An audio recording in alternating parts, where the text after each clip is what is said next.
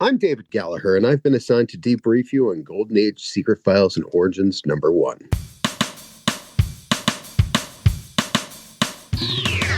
DC Secret Files. DC Secret Files. Dead men in questions and villains so vile. Spectres and manhunters age on the dial. Mysteries, mayhem uncovered in style. Making their way through the pile. One by one we'll go through.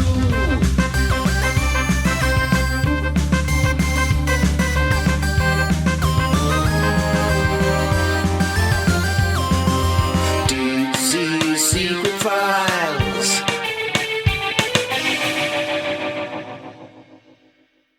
D.E.O. report for April 2nd, 2025. I've never set foot in France, and technically, I still haven't. I landed at Charles de Gaulle, met my driver, and was immediately shuttled to the Dome. While no longer the hub of European superheroic activity that it was in the days of the Global Guardians, it's still an international space where metahumans and spooks like me can pass through the same halls without raising any eyebrows. I still have time to kill before meeting my contact, who's here to give a lecture on world building. And I think back to a few days earlier. I was in Commander Kelly's office at Fire and Water headquarters in Florida. As you know, Frank, the network can't be associated with this new initiative. Even though I'm begrudgingly aware that you'll be exploiting F&W resources, we still need to have plausible deniability if things get fouled up. No offense, but you don't exactly have a sterling reputation, and I can't say that I have the utmost confidence in your ability to pull this off without incident. If things go pear-shaped, we'll disavow anyone caught working with you. But I can get you started with one of our occasional associates in Checkmate, working out of Paris. And I've already got a favor to call in for this little boost that the old Rainmaker is providing.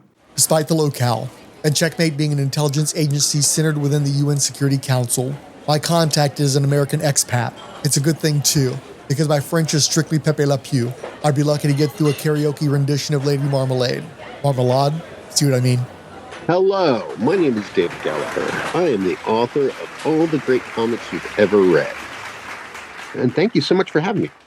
Welcome to the inaugural episode of DC Secret Files, the definitive podcast of the DC Universe, 1993 through 2011. Probably the main reason why I started podcasting was because I was a fanatic over Rob Kelly and the Irredeemable Shag's Fire and Water podcast network, and I wanted to do something like their shows. When it became clear that no matter how much I nagged or pleaded for the Who's Who podcast to continue progressing through DC's publishing history, I figured if I ever wanted to hear a show covering DC biographical pages from 1993 until Flashpoint, I'd just have to do it myself. I've modeled this show as closely on Who's Who as I could, but there's a years-long gap between that and the start of these Secret Files and Origins volumes that succeeded it.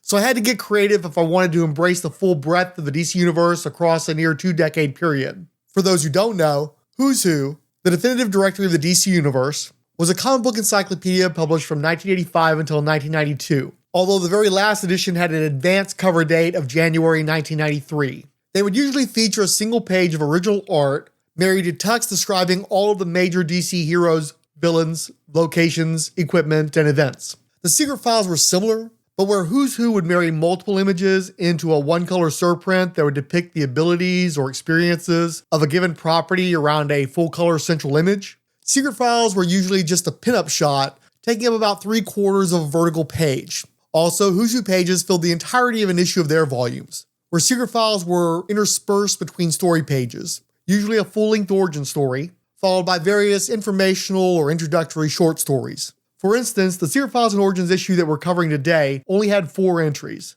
where a Who's Who would typically have over 20 entries, often closer to 30 in fact. I wanted to be able to cast a broader net over more regular, lighter episodes, so we'll be doing about 10 entries per show, supplementing from a variety of sources. But the rule is, we still have to feature a page of original art with a short reference text, to best mirror the Who's Who format. But unlike Who's Who, we will have to contend with those original stories, at least briefly, which is part of the reason why we're only doing 10 entries. The other part is that nobody wanted to try to tackle this material alongside me on a regular basis, so I'll be cycling through different co-hosts to offer a more easily digestible individual episode. Toward the end of the main volume's coverage, Who's Who episodes started running near to 3 hours, with months between releases. Hopefully, with the help of my partners, we'll get this thing out monthly and inside 2 hours. But man plans and God laughs, so we'll see how this thing goes. I took 5 years off between volumes of a similar show, so the smart money will bet against me. At least we'll start things off with a great guest. He's a multi-award winning writer of comics such as High Moon, Convergence, Green Lantern Corps, and the Only Living Boy and Only Living Girl graphic novel series, as well as work on Spider-Man, Iron Man, and the Hulk. More recently, he's provided the narrative for video games, particularly Tom Clancy's Ghost Recon series. Please welcome David Gallagher! Oh, so wait, this is episode 1. And we're covering a lot of Secret Origins. That makes me happy. So David, one of the reasons I asked you to be the guest on this episode is because we're both already participating individually in the J.S.A. April multimedia event. I'll be doing a Justice Society of America themed episode of my podcast, Diana Prince is the New Wonder Woman, covering her time serving on the team. Meanwhile, you're blogging about how the J.S.A. compares to Marvel's own World War II era super team, the Invaders. I figured it would be nice to have you featured on an audio component to go with the text one. Tell me a bit about your interest in superheroes from this time period. Well, thank you. First of all, thank you so much for having me. For me, there's such a raw, untamed pulp, and Golden Age heroes really sort of help polish the modern comics a little bit. These characters weren't corporate icons yet. They were scrappy. They were rough-edged. They were diamonds in the rough, kind of driven by pure storytelling instinct and sort of pure imagination. So you had men and women in domino masks fighting crime in the shadows, with mystery men in fedoras stepping out of the fog, and two-fisted tales of adventurers who didn't wait for the world to save itself. It was storytelling with teeth, and every punch thrown in those pages felt like it was straight to your gut, not just through a marketing or focus group about what the next cinematic classic is going to be. And a lot of what fed that fire for me growing up was old-time radio, which I was raised on, and I have a deep passion for, more so than even comic books. So shows like The Shadow and Green Hornet and Captain Midnight and Blue Beetle had this sort of crackling immediacy that like you were hearing something forbidden and something that came alive.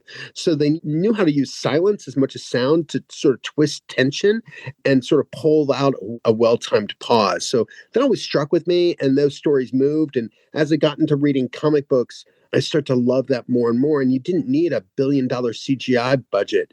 You just need the right words and the right voice and the hero willing to step from the dark to fight for the light. And that's sort of what really stuck with me. It's funny too, because the pulps were so florid, and same with the radio dramas, they were so really influenced by them. And you're kind of giving us that same vibe going into here, you know? Yeah. And I love heroes that sort of step outside of the status quo. I mean, so that's what makes like a superhero like the Scarlet Pimpernel. It doesn't really have superpowers per se, but it was really sort of a prototype. Stepping out of the status quo with abilities that are slightly outside the scale of normal human capacity, I think really helps sell that. Yeah, and one thing I love too about that time period is nowadays it's always show don't tell, but sometimes you get a little extra something out of the tell, because there's something about hearing, you know, the bolt action on the gun, or how the muscular thrust of the spear that penetrated the body. It's like it makes you feel it more when they give you the time to dwell on the actions. You know, you feel the action more that way than just, you know, some rapid thing or a speed ramping kind of thing you get from a movie nowadays. Well, and comics, I mean, so old-time radio is tell, don't show, right? Because what are you going to do? What are you going to show in an old-time radio show? And comics of that era were doing a lot of, the narration was doing a lot of heavy lifting. So Golden Age comics through really the early part of Shooter's Bronze Age were show and tell. So you didn't need the pictures to read the story out loud. So that's what made Power Records so palpable, right? You were reading the words as the pictures were coming alive. So, but now where everybody is really into the show and tell mantra, the show don't tell mantra. And I think that the colorful language of reading like USA comics with a Whizzer or Destroyer, or even Golden Age comics of Superman and Batman and Action Comics and J.S.A. I think that the language was so floral that it really helped concretize sort of what we believed these heroes were. It wasn't just that we saw Whizzer move fast. It was like, with the speed of 1,000 hurricanes. You're like, yes! That to me is what's really powerful, is using language to show and tell. Excellent. So as a warm-up before we dig in, I put together a list of characters I feel are significant proto-superheroes. Briefly tell me whether or not you think any of them qualify as true superheroes and why, starting with 1903's The Scarlet Pimpernel. So like Sherlock Holmes and Batman, brilliant and theatrical, but not quite super. put him just on the side of Robin Hood, for instance, somebody who has extraordinary abilities, but not in a way that demonstrates them beyond human capability. Along similar lines, 1912's Tarzan the Ape Man. Same thing, superhuman, arguably superhero, not really. There's no shamanistic. So one of the things that I love about superheroes is it's very shamanistic, right? You generally put on something, whatever it is, that is your attire. And I think Tarzan definitely sets outside of the normal status quo, but he doesn't exceed the status quo. 1919 Zorro. Yeah, I would say Zorro's a superhero. There's so much of what Zorro is that's really prototypical Batman or the Black Bat or even to a degree the Shadow. So The Curse of the Capistrano is a fantastic novel, which is what Zorro is based on. And so much of that really is the prototype for what we know as the superhero. 1930s The Shadow. Yeah, absolutely. And has superpowers. So he can cloud men's minds. And in the radio show, he could turn invisible, whatever. But yeah, dark vengeance, mind tricks, that chilling laugh.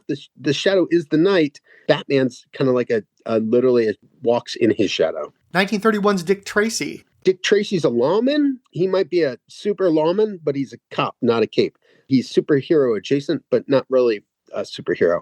1933's Doc Savage. Oh, yeah, Doc Savage, absolutely. Superman before Superman, right? He has genius. He had a Fortress of Solitude before Superman did. He was peak human. You can call it pulp if you want to, but he's got the DNA of superheroes baked into him. It's very much sort of an evolution of Philip Wiley's Gladiator. 1934's Mandrake the Magician. Yeah, is Zatanna and Doctor Strange superheroes? So can Mandrake. 1935's Dr. Occult. Yeah, so sort of Siegel and Schuster's first draft of Superman, cloaked and symbol-wearing, fighting evil. Yeah, I mean, I'd certainly classify him. Well, and he definitely becomes a science fantasy character as he goes along, too. Exactly. So 1936 is the Green Hornet and Kato. Mass vigilante, so I would put him like sort of in the side of Batman, right? Peak human capability. I think Kato moves like a damn superhero, that's for sure. But the Green Hornet himself is sort of straddles that line of like peak human, but not really superhuman. 1936 is the Fantom. Yeah, I mean, well, depending on what version of the Fantom you go with, Defenders of the Earth, where like calls on the power of 10 elephants or whatever. But yeah, I would say the Fantom, just by his legacy and his sheer bravado and the Skull Cave and the spandex, and he's literally called the Ghost Who Walks. Sure, he's the guy who started that costumed era. So yeah, I would classify the Fantom. Given what you've told me, then that means that while Superman's debut in 1938 was special, he wasn't really the first superhero. No, Superman was the first superhero. He was not the first costumed adventurer. Okay, so we're getting into qualifiers now. Well, I mean, so there's a difference, right? So the term superhero literally comes from Superman, right? Like you have all these characters who have prototypical abilities, but I think that superhero means like super. I mean, were the other characters technically superheroes? Yes, but superhero comes from Superman. And so Superman is sort of the template. We had automobiles before we really had Ford's car, right? The Model T. But the Model T was sort of the preeminent version of the automobile, right? We had the steam engine and we had, the steam-powered wagon. But were they really cars or were they proto-automobiles? Exactly. Okay, now that we've sort of laid the foundation, you know who was around before the superheroes we're addressing today, let's go ahead and jump into the actual book that we're covering, Golden Age Secret Files and Origins #1.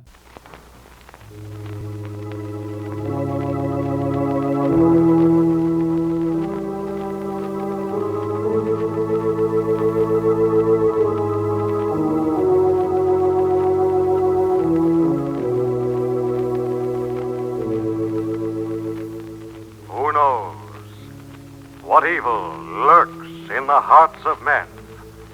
The Shadow knows. According to Mike's Amazing World of Comics, Golden Age Secret Files and Origins #1 was released on December 28th, 2000. It featured a $4.95 US cover price, $8.25 Canadian, and was edited by Tony Bedard. Cover art was provided by Michael Lark, with coloring by Digital Chameleon. On the cover, Dr. Midnight and Mr. Terrific are standing in the foreground. Black Hawk is further up and back, giving an open palm salute. The Crimson Avenger is even further up and back, brandishing an automatic pistol, while mostly covered by his cape. Finally, Dr. Fate is upright, floating to the upper right. The first story is The Dawn of the Golden Age by John Ostrander and Cliff Chiang, with all coloring throughout the issue by Tom McCraw. Lettering is by John Costanza. It starts with the Crimson Avengers' final heroic act, captaining a ship with a bomb aboard out to open waters to save the city. This is part of the first draft of an article by Clark Kent, but his editor, Perry White, orders him to dig deeper. Interviewing members of the modern J.S.A., Kent learns that Crimson Avenger was mostly a mystery to them as well, although Sandy the Golden Boy had served with him on these 7 Soldiers of Victory. The JSAers gave a brief overview of Golden Age heroes, from their own membership to the Quarterly Comics heroes, Steel the Indestructible Man, the Black Hawk Squadron, and lesser lights like the King, the Red Bee, the Whip, Little Boy Blue and the Blue Boys, and Red Tornado. They talk about the times that inspired the vigilante movement, and make a last-ditch attempt at digging into the Crimson by visiting Johnny Thunder, hospitalized with advanced senility. Johnny is unresponsive, but after the heroes leave, he recalls a conversation about what exactly the Crimson Avenger was avenging. We learn that Lee Travis was an underage volunteer in World War I, deeply scarred by his horrifying experiences in trench warfare. Disillusioned and drifting, he trekked to the Himalayas with suicidal intent, but was instead nursed back to health in Nanda Parbat. He eventually had a spiritual encounter with the goddess Ramakrishna and saw visions of the future, most centering on Superman. Heartened by his selfless altruism, Travis was disturbed to see him dead at the hands of Doomsday. Inspired by Superman's example, Travis swore to avenge the Man of Steel's murder as best he could from a place decades removed from his even having been born. Once again, the Mutual Network brings you the thrilling adventures of the Shadow, the hard and relentless fight of one man against the forces of evil. These dramatizations are designed to demonstrate forcibly to old and young alike that crime does not pay. So David, did you pick this one up new as I did, and what do you think of the cover? I didn't pick it up new, but it landed in my DC comps when I was working at Marvel because we had a comp exchange program. So it showed up in a stack alongside whatever else was hot that month. And I had a kind of a passing interest, but I had just read The Golden Age by James Robinson a few years earlier, and I really came to appreciate the sheer craftsmanship of that. So the art was stunning, the storytelling was tight. And then as I got into this issue, I found that it hit the perfect balance between reverence for history and modern polish. I love Lark's cover. I thought it was moody and evocative and dripping with sort of this noir energy, which is kind of exactly the tone I want for these characters and what I think they deserve. I don't like the cover. I actually think it's one of the worst of the Secret Files covers. I'm trying to be positive on the show, but there's something about Black Hawk giving that Benny Hill salute that drives me nuts. So on the album art on this one, I actually went with Cliff Chiang. Okay, that's totally fine. I thought it was a hell of a story. I think Ostrander and Chiang sort of hit the right balance of history and mystery. This is exactly what I think a Golden Age Secret Files should be. The Crimson Avengers' final act is kind of grand cinematic exit, as pulp heroes deserve, and framing it through Clark gives it some weight, and I thought it was a perfect roll call of Golden Age legends. For me, being a hardcore DC fanboy in this time period, this was a must-buy, but sometime around the turn of the century, I was finding I was buying stuff and then not necessarily reading it. So I'm not sure if I read this in the time period. I might have sat on it for 25 years, finally got around to reading it in, the last few weeks, and really missed out because this is an awesome story. I very thoroughly enjoyed it. Obviously, I wouldn't have known who Cliff Chiang was in 2000, but today he's among my favorite comic artists. I adore Paper Girls, and it's neat seeing him at this earlier stage. I had seen it before when he did a Vertigo Beware the Creeper miniseries that I read, and that one was cool too. I think this actually predates that. And what I like is that because it's early Cliff Chiang, he's still kind of figuring it out. And so it's not as pristine as you'd expect from him today, but it works because he's doing these Golden Age stories. I've been reading a bunch of this stuff in Jules Pfeiffer's The Great Comic Book Heroes and reminding myself of what the Golden Age work really looks like. And even though it's definitely modern comic art and it's got all the quality you'd expect from that, it still has a little bit of that early awkwardness of a young artist that suits the Golden Age material. And also it's spare in that way that a lot of the Golden Age stuff was. So I think he was a really perfect pick.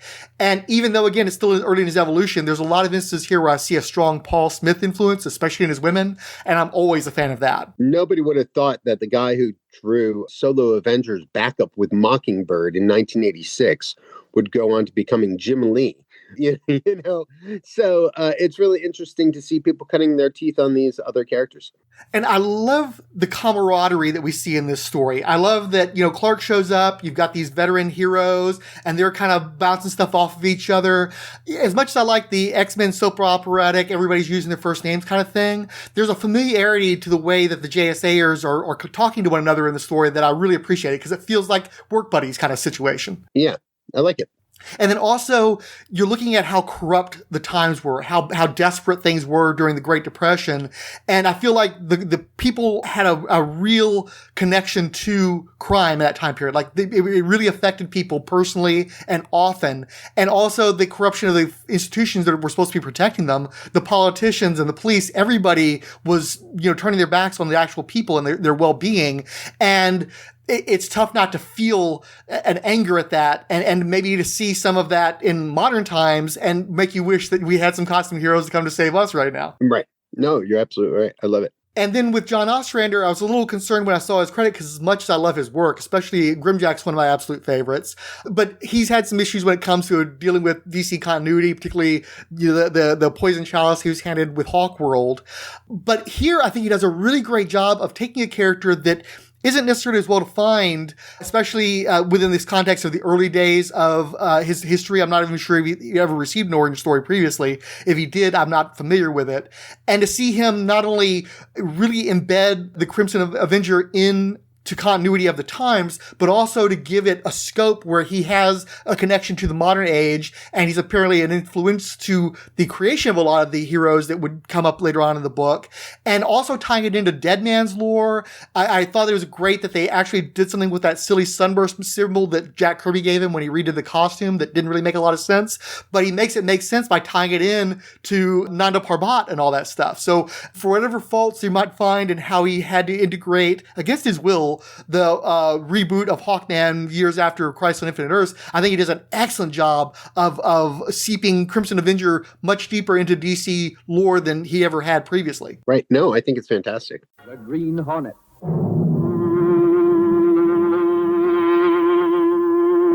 He hunts the biggest of all game, public enemies that even the G-men cannot reach. The Green Hornet.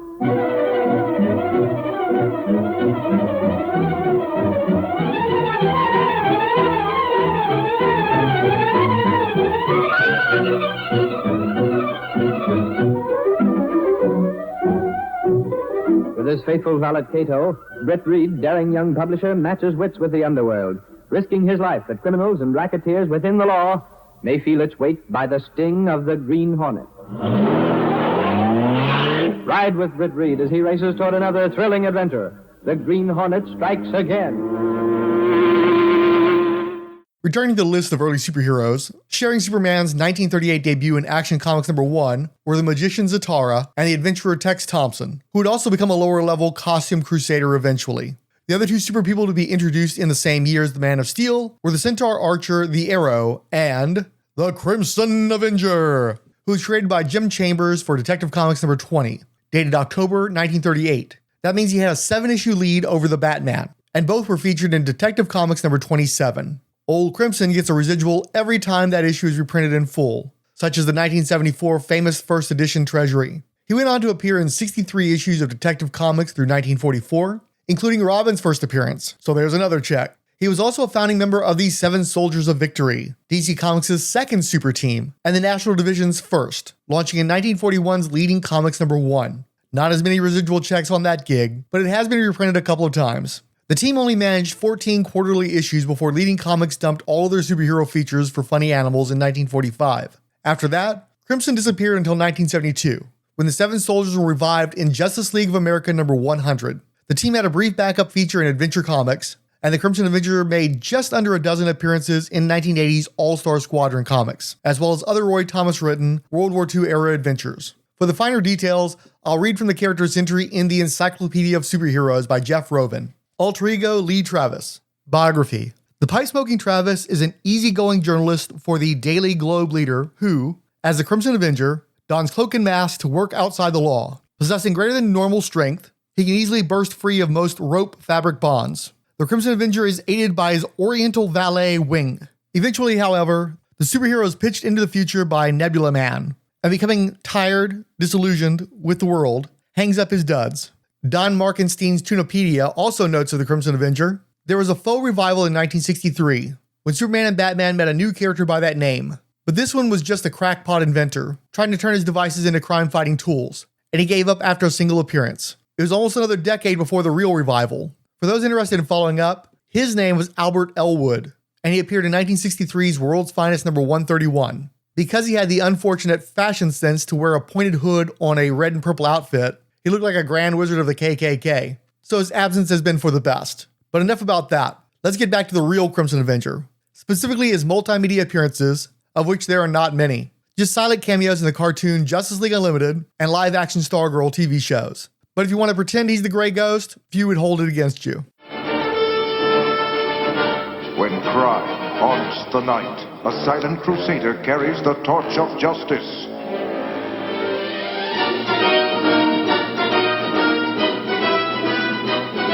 Those with evil hearts, beware, for out of the darkness comes the Grey Ghost.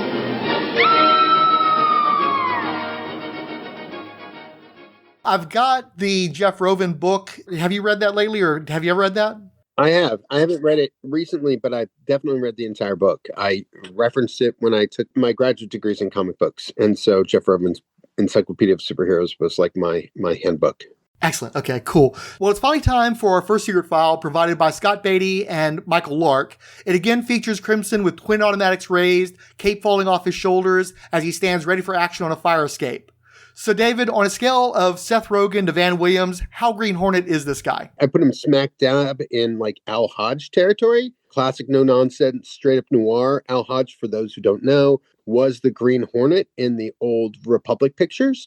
So he's got that really classic crime fighter grit, running in the shadows on the rooftops, automatics punching out crooks in dimly lit alleys. It's this mystique, the masked menace, but none of the gadgets or the polish that other later heroes came up. No Kato to back him up, no tricked out car, just raw determination. So you've got this pulp feeling, and that he might not have the same cultural staying power as many of the other heroes that followed, but he's definitely earned his place in the pantheon.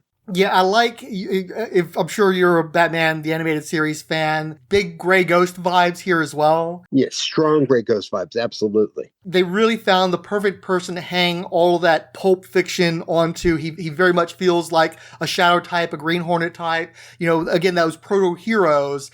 And I'm not sure how strong of an impact Crimson Avenger had in his day. It seems like he really had a big explosion of notability because Jack Kirby started doing it. That seems to have been the thing that made him known to a lot of fans. But I like how with retroactive continuity, we can make him our perfect platonic pulp two-gun guy. Yeah, our sort of our pulp prototype. Yeah. What was your first exposure to the character? Oh, man. I think I first started reading him in old collections of classic DC reprints. So that's what I remember. And then people coming back. And I think when J.S.A. came back, there was a huge push for reprinting that old Crimson Avenger material. And see, for me, I was looking at a lot of the DC books from this time, or from the 80s, I should say, at the bookstores, the mall bookstores, the Beaver Alton booksellers and Walden Books. They tended to have a bigger DC selection than any of my local convenience stores. And so that was sort of the place that I would get DCs, but because I couldn't get them consistently, I wasn't always at the mall, I was less inclined to buy them. And so I remember tossing through Secret Origins number 5 when that came out in 1986. I remember seeing the house ads in various books in 1988 for the miniseries, the infamous miniseries, which I've never read, to be honest with you. I've read the Secret Origins, not the miniseries. He was just this guy that turned up in Who's Who to me for a long time. But when JLA Fever hit, I picked up 1997's Aztec number 10, which sort of made Crimson Avenger the patron saint of superheroes, the person whose costume all the other heroes touch to, as a touchstone to their entire history and such. And I thought that was so well done by Grant Morrison that it made the character more meaningful to me. And then as I got more into DC Comics over the course of the decade, I also finally picked up a copy of 1981's DC Comics Presents number 38, which featured the backup strip, Whatever Happened to the Crimson Avenger, Avenger by Len Wein and Alex Saviuk.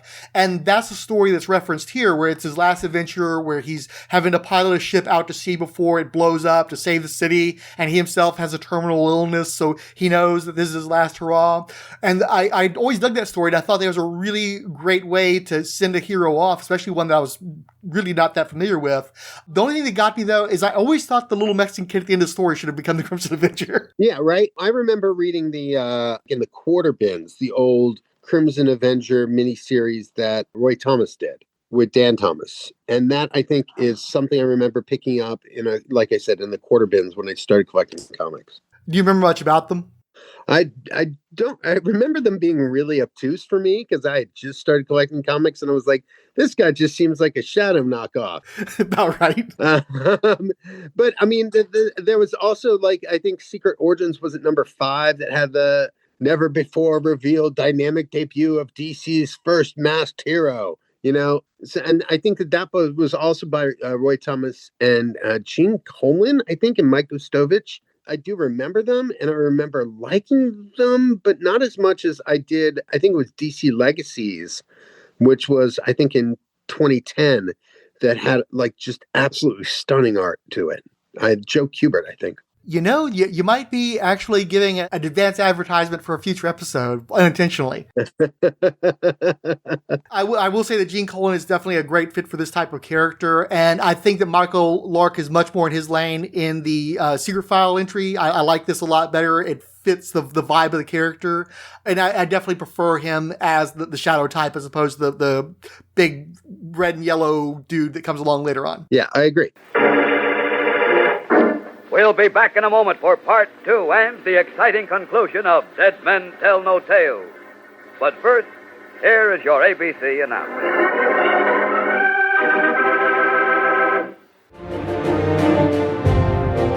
Back in 1940, 8 sensational heroes united to create the world's very first superhero team, the Justice Society of America.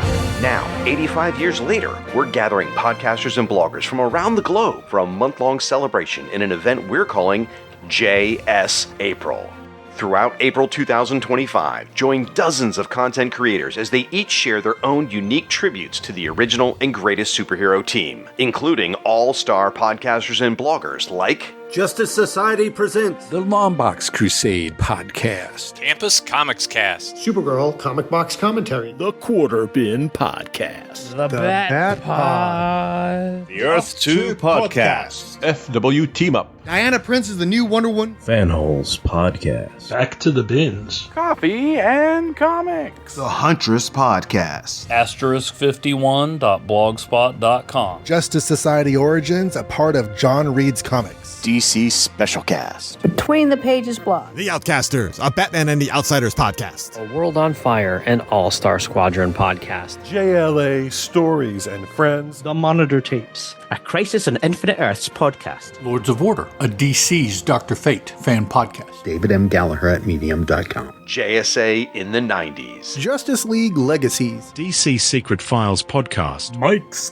Geek World, Pop Culture Affidavit, the Source Material Comics podcast, That Giffen Show, Worst Collection Ever, The Fantastic Four, It All Comes Back to Superman. And that's just some of the podcasters and bloggers who'll be joining in the celebration. Get ready for a thrilling month of beloved characters, fascinating insights, and incredible stories. Follow the action on social media with the hashtag JSApril, and visit our website for a complete list of participating podcasters, bloggers, and what they're each covering at fireandwaterpodcast.com/JSApril.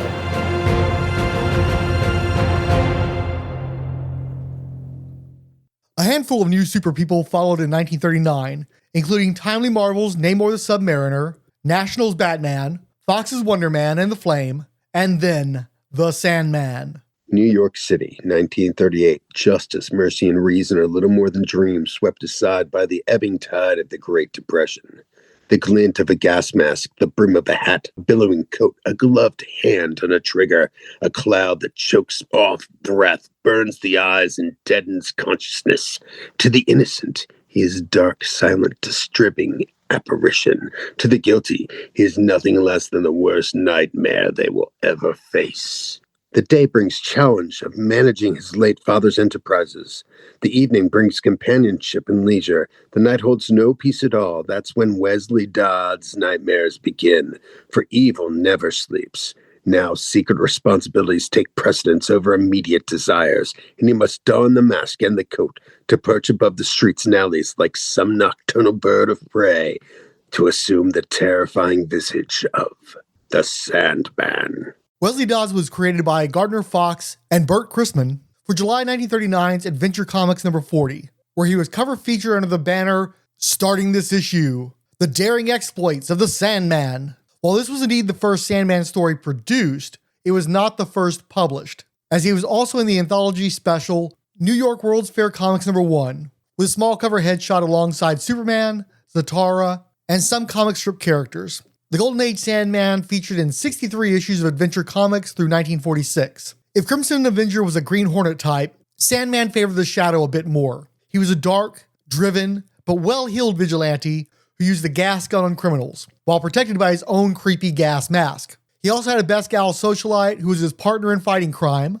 Diane Belmont, and the Shadow had Margot Lane. In later years, Dodd was depicted as being compelled to action by horrible dreams that were tied into the long captivity of the Dream King Morpheus in Vertigo Sandman comics. The Sandman initially alternated the cover spot on Adventure Comics, until first Hourman and then Starman muscled him out of the spot. Sandman would have the last laugh though, at least after he got over Diane being killed, and being saddled with the welfare of her kid brother, who he promptly turned into his new sidekick. Joe Simon and Jack Kirby gave them both gaudy, skin-tight, purple and yellow superhero costumes, and they retook the cover spot in 1944, until all the book's superhero features were dropped after issue number 102. The Sandman was also featured in the first 21 issues of All-Star Comics, predating and then co-founding the Justice Society of America in the third issue. The Sandman was absent from comics until 1966, when he arrived a bit late for the annual JLA J.S.A. team-ups, starting with Crisis Between Earth 1 and 2 in Justice League of America number 46. Of greater character-specific relevance was the revival of the Seven Soldiers of Victory in Justice League of America number 100, followed a year later by another key story. Justice League of America number 113 was where we learned Sandman had retired after sidekick Sandy had been turned into a monster made of sand. Wesley was so riddled with guilt over it that he eventually had a mentalist help him suppress his memories for years. However, they were eventually restored, and then in 1982's DC Comics Presents number 47, he finally managed to return to Sandy the Golden Boy his humanity. In the 1980s, Sandman appeared in dozens of issues of All-Star Squadron, set in the World War II period of Earth 2.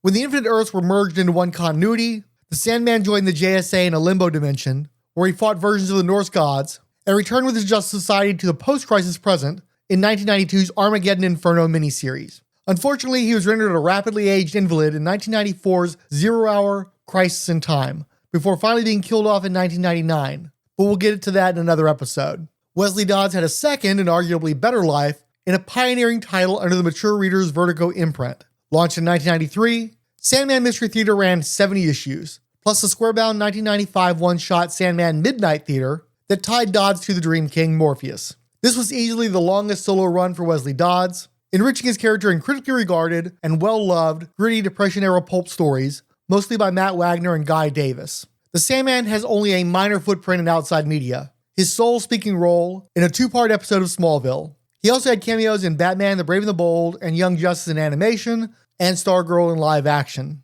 And now we bring you a thrilling crime detective story taken from the pages of the leading detective publication, True Detective Mysteries Magazine.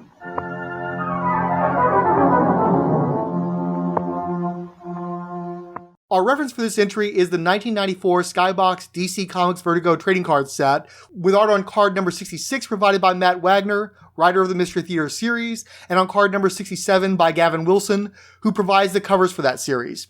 One is a faux pulp cover with a Sandman pulling documents out of a wall while holding his gas gun, and the other is a heavily distorted photo of Wesley Dodds working with a beaker in a lab. What do you think of the artwork here from the cards? Love this guy. I love the art. I think it's absolutely amazing. I think the work that Wagner and Davis turned up really made him a wonderfully realized, brilliantly flawed character that still holds up as one of Vertigo's finest. Yeah, I love that faux pulp cover. It's awesome. I tend to like Matt Wagner anyway. And I like that they were able to give Wagner his time and the actual cover artist on the series his time So you sort of get both flavors, the more comic booky version and the more Vertigo version. I think they did a great job with these. And I love Wesley Dodds. Like, he's pure pulp adventure, drenched in noir, looking in the fog with a gas gun and a mission. He's sort of like the Shadow with a conscience, a detective with dream-haunted edge. And I really think he's one of DC's greatest Golden Age creations. I know he's so simple, but I mean, he just oozes atmosphere through dark alleys and the swirling trench coat and the ever-present whiff of fear gas in the air. But let's not forget, like, he's the inspiration for the 1990s Flash TV show in the episode Nightshade. It's a perfect nod to the kind of hero Wesley Dodds embodied. And in that episode, well, the two episodes, Nightshade and Deadly Nightshade or whatever, Ghost in the Machine and Deadly Nightshade, John Wesley Shipp as the Flash really concretizes that sort of pulp love that we all homage and love about DC Comics. He doesn't get the multimedia love he should, but in comics, he's a legend. Yeah, the Irredeemable Shag has often talked about how if he ever were to cosplay, he would do Dr. Midnight, which I can respect. I like having the flexibility of going with Wesley Dodds because they're both guys you can still have glasses and cosplay as without losing your vision. But Sandman actually makes sense. Like, he's one of the only superheroes really that makes sense because everything he wears, why wouldn't you in that time period wear a trench coat, wear a fedora? You've got a gas gun that you're using against bad guys, so of course you're going to have a gas mask. It's not a mask for fanciful purposes. It's actually very practical. And yeah, you're right. It's very spooky. It's just inherently dehumanizing. And so even though he's a hero that would scare the heck out of you. And certainly veterans of World War I would bristle at the thought of being gassed. So you've got a real fear factor there that makes more sense to me, honestly, than a guy running around dressed as a bat. Right, exactly. And when were you first exposed to the Sandman? Man, I think when I was reading old Who's Who's, and I think that there was a Who's Who entry for I think it was Who's Who entry for the Sandman. And so it had all the different Sandmans. So it had obviously Wesley Dodds. Then it had the Kirby version whose name I don't remember off the top of my head, but had a Kirby Sandman character. And I was like, there's so many Sandman characters. How can you keep track? None of them are Flint Marko. So for me, if I remember correctly, I saw the famous first edition debuting the Justice Society of America at Woolsworth as a kid. And then I also picked up some issues of All-Star Squadron, so I believe he turned up in some of those. I probably tossed through his Secret Origin story, and he was definitely in the last days of the Justice Society of America special, which I checked out. I never really did a deep dive into the Sandman. I've picked up some of the 90s stuff, like the events and some of the issues of Mystery Theater. Particularly, I think that they had a 4-issue arc with the Hourman, the Vertigo version of the Hourman, so I read that. So as big as I am on the concept of the Sandman, I haven't devoted a lot of my fandom to him, unfortunately. But obviously, he's a well-loved character, and everybody always talks up the Matt Wagner series. Yeah. The next article in the Secret File is a faux newspaper front page from the Daily Globe Leader, bearing the headline, The Crimson Avenger Speaks, with copy by Scott Beatty. Dated November 28th, 1938, it features the Crimson's public reveal that he was only pretending to be a criminal to act as a mole within their world. The reporter is John Law, later to pretend to be a masked man called the Tarantula, investigating the scene for a book he was writing. So what did you think of the little text piece? Oh man, I love the kind of, well, first of all, I GM all the time, and this is something I do whenever I'm running a game for my players. I always make fake newspaper headlines for players. So I love this. This is the kind of world building I live for, like a faux newspaper front page set like right in the sweet spot of 1938. That level of historical layering really makes Golden Age heroes feel real. Beatty really sort of nails the voice and the idea of the Crimson Avenger pulling a long con. It's the chef's kiss. Really, it's classic pulp subterfuge, right out of something like Green Hornet or Shadow's Playbook. Yeah, and definitely very Alan Moore, too. Yeah. It's something like, I think the formal name is epistolary, and I love that kind of stories that are told from documents. Cool. So 2 more heroes followed the Sandman in 1939, but neither were DC heroes. Next up is Fantom of the Fair.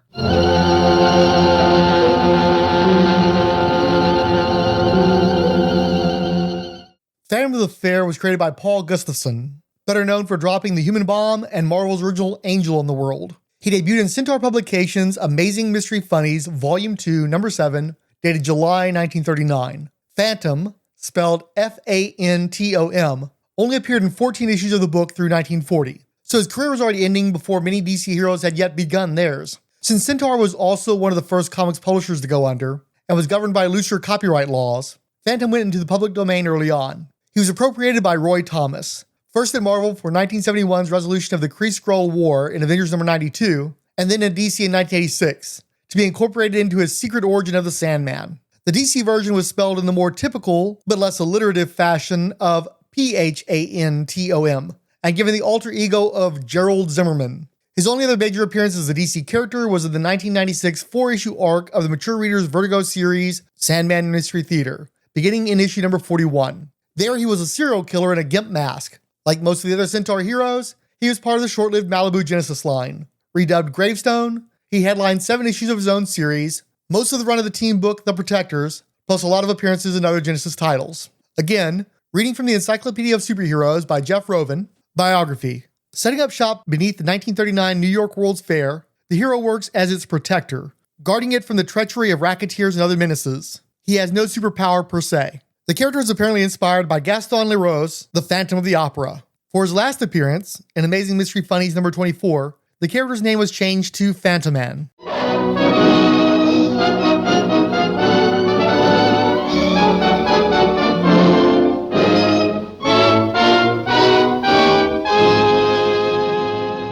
Our reference for this entry is from Temporal Comics' Heroes of the Public Domain, Reference Guide number 1, a crowd-funded comic published in 2018.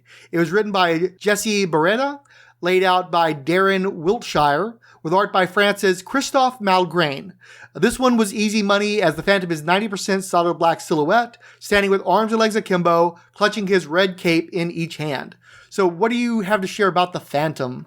He's such one of those deep Golden Age classic curiosities, like more ghost than legend, kind of fading into obscurity almost the moment he arrived. Paul Gustafsson gave us a lot of heavy hitters, but the Phantom, he barely got started before Centaur folded. So he's really sort of bounced around in public domain purgatory. Roy Thomas gave him some guest spots here and there, and he obviously was in Sandman Mystery Theater. But he went from being like a forgotten footnote to later taking like a hard pivot. He became like a revamp later, I think, of Malibu's character Gravestone, which sort of pulls on a lot of the Phantom of the Fair characteristics. Yeah, and that's really my touchstone for the character. When I went back and got into DC Comics in the 90s, I definitely made a point of getting Who's Who Update 87. I was lucky enough, I got it off of eBay in a bound edition. A binder had done it in just a simple red hardcover book cover. And so I knew him from there, but even prior to that, I was very interested in the Malibu Genesis line, in the Protectors. I loved Jerry Bingham artwork, and he did all those character redesigns for that line. And I just thought Gravestone was a cool looking character. It didn't hold up. I only read a few issues into the run before I realized it wasn't for me. But definitely it's a striking visual because it's so simple, so basic. Yeah. And I also have to say, I always thought that the Dark Horse Comics Heroes character X was very indebted to Phantom of the Fair. Very similar qualities there. And not the first time that will come up, because I think that the Al Pratt Atom also fed into the creation of that character. And that's another one that had an awesome visual, a pretty good idea. And it just didn't seem to get any traction, though. Yeah, totally. And then what do we think about the entry artwork? Oh, I love it. I think the artwork's absolutely fantastic. I mean, again, it's pretty simple, not to undermine the quality of craftsmanship that it takes to do this stuff, but that's not much of a costume. We're both talking Who's Who type material, but I think we're also both Ohatmu guys, and I do like how these public domain entries get the Ohatmu treatment, the official handbook of the Marvel Universe treatment for the characters. Yeah, it's sort of what they call it is the 3 3/4 heroic pose, right? I call it the handbook pose. And yeah, and I love that attention to detail here. I don't really love modern handbooks that just are using clip art, the art clipped from the comics. What I really like is the original posed character, full body in a heroic 3/4 pose that really sort of gives them personality. Here, the Phantom of the Fair looks like they have a degree of personality to them. And that to me is what's really important. And it's always neat to see characters that sometimes haven't been drawn, especially at a professional caliber for decades, modernized. See what they could be if given the chance to shine in modern times. Yeah. Yeah, it's funny that you mentioned that too, because there's one reference book that I'd love to take advantage of that Bill Black did, I think, for Americomics. I think it's called The Directory of Golden Age Heroes, but it's entirely clip art. We have to have original artwork to talk about it on the show, unfortunately. But I'm glad that this is out there so we can at least touch on this fella here. Exactly. Following the Phantom Centaur comics bow came Fox's Blue Beetle.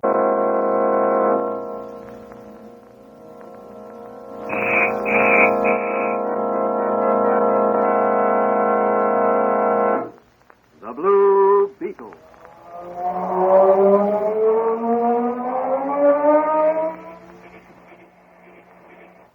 Sweeping down upon the underworld to smash gangland comes the friend of the unfortunate, enemy of criminals. The mysterious, all-powerful character was a problem to the police.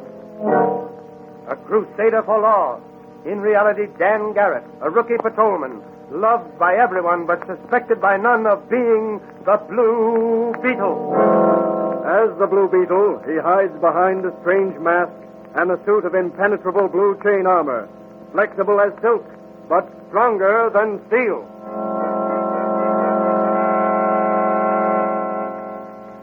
Blue Beetle, a.k.a. Dan Garrett, second T optional. He's created by Charles Wojtkowski under the pen name Charles Nicholas for Fox Features Mystery Men Comics #1. In the first issue, he was just another masked man in a suit. I mean, Green Hornet, Blue Beetle, do the math. The setup was very basic, as Dan Garrett was a rookie cop who took the law into his own gloves in his spare time. With the second issue, he got some blue chain mail without a mask and just looked like a knight in his underwear. The chainmail look tightened up a bit in the third issue, more like Captain America, aided by a Robin-style domino mask, but also antenna? The fourth time was the charm, as Blue Beetle was most of the way to his general Golden Age appearance. By the seventh issue, he was the dynamic, cover-ready star of the rest of the book's 31-issue run, ending early in 1942. However, the month before he took over Mystery Men Comics, he got an eponymous one-shot that 4 months later turned into a bi-monthly solo series. Whether by response or as a calculated effort, Blue Beetle got his own half-hour radio program on CBS, and a comic strip by the then-unknown Jack Kirby, but both were short-lived. In 1941, he gained a second anthology title with Samson and the Flame called Big 3, but it folded after 7 issues. At some point, he literally got the Captain America treatment, with a kindly scientist giving him a vitamin that bestowed superhuman abilities, mostly strength and endurance. Blue Beetle was reduced to tiny headshots on his own covers in 1948, when the book tried to pivot to crime stories, but the axe fell later that year with number 57. Oddly, the book returned to full-blown Blue Beetle action with the red Finn costume less than 2 years later, for 3 whole issues of a premature superhero revival. He was bought by Charlton Comics, who tried again across 6 issues in 1954-55. When that didn't take, they waited another decade to give Blue Beetle another 10 issues. This was the version that turned Dan Garrett into an archaeologist empowered by a magical scarab, a revision devised by writer Joe Gill. It was that Dan Garrett who was killed off by Steve Ditko in 1967's Blue Beetle #2. Ditko had introduced the new technology-based Blue Beetle named Ted Cord in the backup strip for Captain Atom, another title that he had revived. Even though Ditko had promised to explain the replacement of Dan Garrett in the final panel of the second backup strip, it took months and a whole other title to get the job done. The short version is that Dan was killed before he could pass the magical scarab on to his buddy Ted, who used his corporate resources and incredible inventions to continue the Blue Beetle legacy from scratch. Dan Garrett continued to pop up from time to time, whether in flashbacks or to otherwise haunt Ted Cord. When DC Comics bought the Charlton action heroes in the 1980s, they were firmly behind the Ted Cord incarnation. Ted has himself died and been replaced, but he's too popular for it to ever fully take. As a character who has fallen into the public domain, the Dan Garrett Blue Beetle still occasionally appears in the comics of other publishers, but because DC Comics owns and vigorously defends its trademark, you can't actually call him Blue Beetle. In fact, the little-known direct-to-video Dan Garrett movie was released around 2012, but it's called Agent Beetle. Dan's also cameoed in the DC cartoons Batman the Brave and the Bold and Young Justice. Will the Blue Beetle be able to uncover this plot in time? Will he be able to run the criminals to earth? Those are all questions which will be answered in the next edition of the Blue Beetle.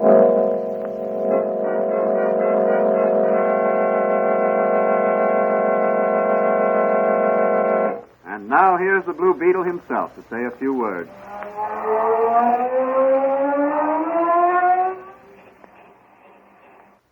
Folks, the story you've just heard should teach you the value of never giving up. Sometimes things are pretty tough. But don't ever be discouraged. Whether it's a business task or a school chore, the men and women of today and the men and women of tomorrow should stick to their jobs. You will always find a way out. Something will always turn up. Or a friend will lend a helping hand. Like Dr. Franz in my case. So just keep trying.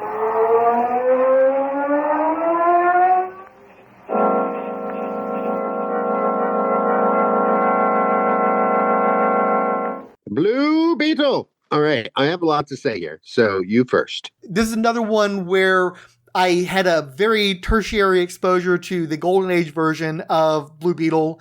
He turned up on the cover of one of Bill Black's Americomics, number 3, the 3rd issue, drawn by Pat Broderick, which is almost foreshadowing since Broderick would work on the Charlton revival in the late 80s. This was in 83, and I remember seeing it at one of the flea market comic shops I used to go to, and it looked neat, but it cost too much money. I didn't know who any of these people were. I got some exposure to the Charlton Blue Beetle through back issues at flea markets, so I kind of knew who that was. And so in 1986, when Secret Origins number 2 came out with the Gil Kane cover and interiors, I definitely gave that a good flipping through. But again, it didn't come home with me, but it definitely looked interesting. But really, honestly, my first true exposure to the Golden Age Blue Beetle would have been 1998's J.S.A. Year 1 by Mark Waid and Barry Kitson. And I was really glad to see them honor the character, because it seems like a lot of these characters that aren't firmly fixed into the World War II setting, the ones who didn't make it into, say, any of the Roy Thomas stuff, these guys have a tendency to get forgotten, it seems like. And it's like, this guy was around before the vast majority of superheroes that existed, and he had a multimedia presence long before pretty much anybody. And I really feel like the Golden Age Blue Beetle should get more respect than he does. Yeah, I always tell people to put respect on Blue Beetle's name. So Dan Garrett, whether it's 1T or 2, wasn't just another knockoff in a trench coat. He had a rootin' tootin' radio show, voiced by Frank Lovejoy nonetheless. And unlike most of the heroes of that era, we still have recordings to this day of the Golden Age Blue Beetle radio show. History that you can hear. A daily show on CBS in 1940, meaning that one of the first superheroes to hit mass media, right up there with Superman in the Shadow. And yeah, sure, his early days may have screamed, Green Hornet, button blue. But he evolved chainmails and vitamins and antenna, for God's sake. Like, yeah, he may have been a little clumsy, but he was distinct. And then Joe Gill comes in and he cranks up the mysticism with the pulp. And so now he's an archaeologist powered by a mystic scarab, bridging superheroes with full-blown adventure serials. And whether it's Marvel's Scarlet Scarab or Dynamite's Big Blue from Project Superpowers, or even the Electric Company. Blue Beetle's fingerprints are everywhere, and DC may have pushed Ted Kora and Jaime Reyes to the front, and I love those guys, but without Dan, there's no legacy to build on. The man deserves better than a footnote status. I mean, he was there at the dawn, and damn it, I think his shadow stretches farther even still. And I think the costume is fantastic. It's great. Red and blue, it's tough to go wrong with that. I like the little beetle on the belt, and I think he's well drawn in the secret file here. Yeah, I agree. Wholeheartedly. Our reference for this entry is from Temporal Comics' Heroes of the Golden Age, reference guide number 6, published in 2022 and available digitally or print on demand at Indie Planet. The entry was written by Jen Millette and or publisher Darrin Wiltshire, who also provided layouts, and colored by James Mason. Probably not that James Mason. Interior art is credited to Chris Malgrain. It features an angered Blue Beetle hunching down, his splayed legs bent slightly at the knees, arms up and wide at near shoulder height, preparing to throw hands. The Blue Beetle is a Cox feature appearing in Mystery Men Comics magazine. The Blue Beetle is on the air twice a week on this same station. Consult the broadcast schedule in your local newspapers, and don't forget to listen in.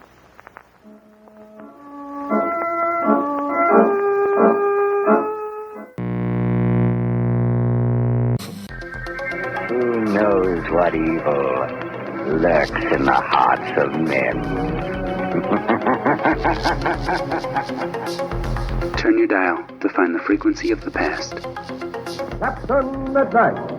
Where the classic stories of mysteries, sci-fi, thrillers, and suspense are found waiting to be heard once again. Another case for Nick Carter, Master Detective. You'll find a variety of those stories here, in their original form, where each episode takes you to another place or time. The Man of Bronze, Doc Savage. But only when you find the mystery frequency. Available everywhere. The shadow knows. The next story is Scenes from the Class Struggle at J.S.A. Mansion by Tom Peyer, Peter Grau, Claude St. Aubin, Tom McCraw, and John Costanza. At a gala dinner, Johnny Thunder, The Flash, The Spectre, Our Man, and The Atom talk about how the well-heeled JSAers always seem to gravitate toward one another. Meanwhile, Starman, Hawkman, Hawkgirl, Dr. Fate, Green Lantern, the Sandman, and especially Dr. Midnight discuss the more rough-hewn JSAers and whether they live up to the hero's high standards. Alan Scott forcefully dissents, but gets a laugh when one of the high society types proceeds to look down his nose at Dr. Midnight's disgusting pet owl being allowed to rest on his shoulder in a dining room. Charles McNider then fumes over the snobbery. While I was promoting the debut of this podcast, Paul Hicks reached out to me on Blue Sky to note that Golden Age Secret Files is not available on the DC Infinite digital comics app. I've tried to make sure that you can follow each episode without having a given book in front of you, but I also promoted which book would be covered on this episode so that folks who wanted to read ahead could. I figured this was probably reprinted somewhere, and I would be right if by this I meant only the one 4-page story. In 2003's The Justice Society Returns trade paperback. Luckily, Paul has a physical copy of the book, but I think it's a shame that DC would leave that swell lead story collecting dust. It was only after some time had passed that it occurred to me that I didn't remember talking about this one with David Gallagher, whose name I will consistently mispronounce throughout this episode. I skipped right over this one during our recording, but I do still have David's notes. This is the kind of sharp, character-driven storytelling I love. J.S.A. as both a superhero team and a social class study. Peyer nails the dynamic. The blue bloods like Hawkman and Starman looking down their gilded noses, while the scrappier heroes Midnight Thunder and company feel the weight of the divide. Alan Scott backing up the underdogs? Chef's kiss. The kicker, though, is that last bit, McNider, a literal doctor, getting side-eyed over his owl at the dinner table. That's Golden Age charm and class commentary wrapped in one. Pure gold. Also, while I'm addressing omissions, I forgot to credit the solid gold DC Secret Files theme song, written and performed by Luke Daub. If you'd like to see more from Luke, visit Daub Creative Studio and Services at daubcreative.com. That's D-A-A-B Creative.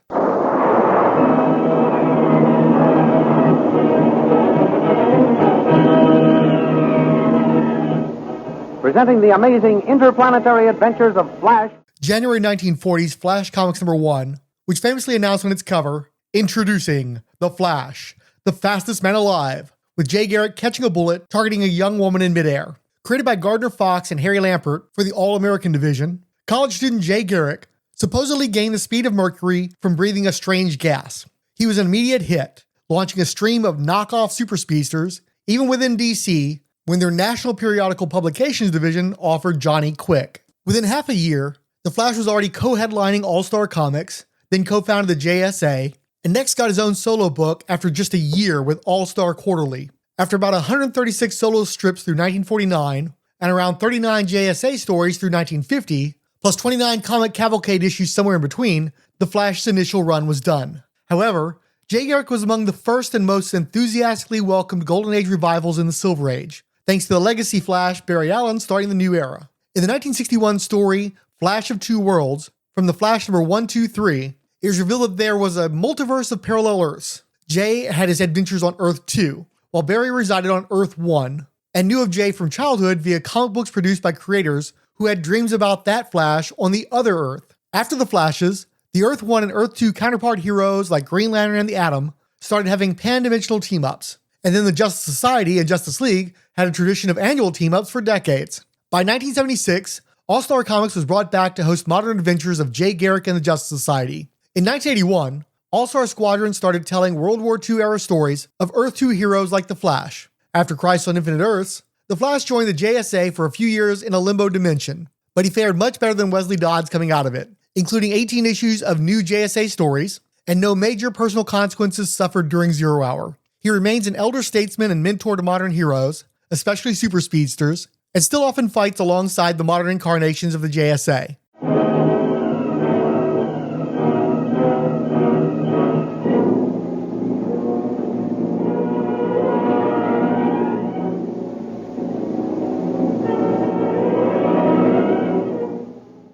This entry was taken from 1997's The Flash Secret Files #1, written by Mark Waid, drawn by John Byrne, colored by Tom McCraw. It features the Human Thunderbolt smiling while running leftward as a 1940s city bathed in pale orange hues warps in the wake of his speed. Thoughts on The Flash in this entry? Well, first of all, I love seeing John Byrne art. I love John.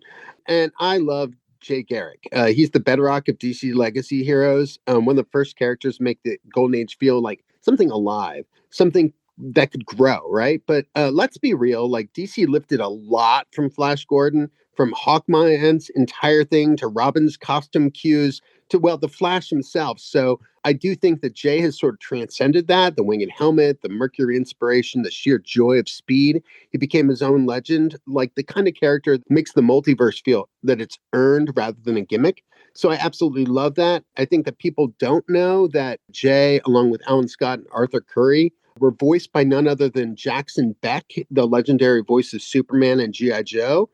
He was the narrator for the official adventures of Aquaman, the Flash, and Green Lantern in 1967 by MGM's Leo the Lion Records. So Jay's story was sort of tucked away on the B-side. But if you listen to it, it's pure prime era superhero awareness, the kind of relic that cements and concretizes Jay as a foundational part of DC's fabric. No matter how fast the world moves, like, I don't think Jay Garrick will ever fade. Oh, and brilliantly portrayed by John Wesley Shipp in the Flash TV show. It took me a while for Jay to win me over because, I saw him on that Treasury edition. He looked like the FTD florist. He looked like his costume came from the Ma Hunkel collection. I mean, the kitchen collection. But the character just, the more I got exposed to him, the more he's just the salt of the earth guy. You can't help but love the dude. And so I let the tin pan go, and then John Byrne here, something for whatever reason, getting in the late 90s and the 2000s, John Byrne got very retro. It looked like he spent a lot more time. I mean, let's be honest, he had the Captain America run. That was definitely backward looking as well. But he really seemed to want to do like the 50s and 40s stuff more in that time period. And even though he was still a very modern style artist, I thought that his technique applied very well to the Golden Age characters. Yeah, I think it looks great here. What was your first exposure to the character? I think that I first saw him in Mark Waid's run, The Flash, if I remember correctly. No, actually, I first read about him in, my first exposure to him was in Secret Origins Secret Origins Annual 1 with William Messer Loebs, where Barry Allen is reading an old Flash comic and gets the cue to become the Flash because he was reading an old Flash comic. So that's technically my first exposure to him. So whatever, 1988, 89 maybe? Sounds about right. Yeah, I think it was Carmine and Fantino came back for that, right? Yeah. So for me, it would have been DC Sampler #1 from 1983. I got that at a flea market, and it had a 2-page spread with a bunch of the J.S.A. characters in it. I very much remember seeing him in that because he's racing at, I think, like a Vulcan or something, some big fiery dude. Also, his first story, his origin, was reprinted in 1965's The Great Comic Book Heroes by Jules Pfeiffer. I assume I had the 1977 edition, which I was constantly checking out from the school library. How about you? Yeah. Oh, absolutely. In college, I referred to it a lot because my major was in comics. So I had that handbook with me. I was eating, breathing, living that stuff. I actually went ahead and reread that first story. And it's funny to me how much of Barry Allen was already there in Jay, because I'm so used to Jay being reflected in the Barry sphere that it's like, well, Jay was also kind of the guy who wasn't really living up to his potential. He was a brain, but he wasn't really respected. He was a slowpoke. There's so much of what became Barry Allen that was already in Jay and then got lost because by the time we start to see Jay in the Silver Age and beyond, and even with reprints for the most part, he's already the Flash. And you don't realize that like his best gal Joan was a snob who didn't want to date him because he was the slacker in the football team, the bench warmer. So it's just a very different dynamic than you expect. And of course, we're not going to get into the whole science of hard water thing. But what I found interesting is this is a Gardner Fox story. And I'm so used to that Gardner Fox stuff that's just so Silver Agey and so expository that to have Jay be so quippy in those tales, I'm just not used to that. I didn't know that Gardner Fox had that side to him. It was actually very Marvel tell how much this guy is goofing and making jokes and having fun with his new ability he's got. He's also the worst guy at keeping a secret origin. A secret identity. I don't know how everybody didn't know who this guy was. The dude's running around. He's playing like in college ball, running up and down the field like it's nothing. It's like, there's no way you wouldn't know this. Who's the Flash? It must be this guy right here. Well, and that's actually what makes the record that I mentioned earlier so interesting, because you get to hear it. You get to hear his voice, and you get to sort of see exactly the sort of mother hen quality that Joan has over him. Henpecked, I think, is the euphemism. But yeah, it's very interesting stuff. Presenting Mandrake the Magician.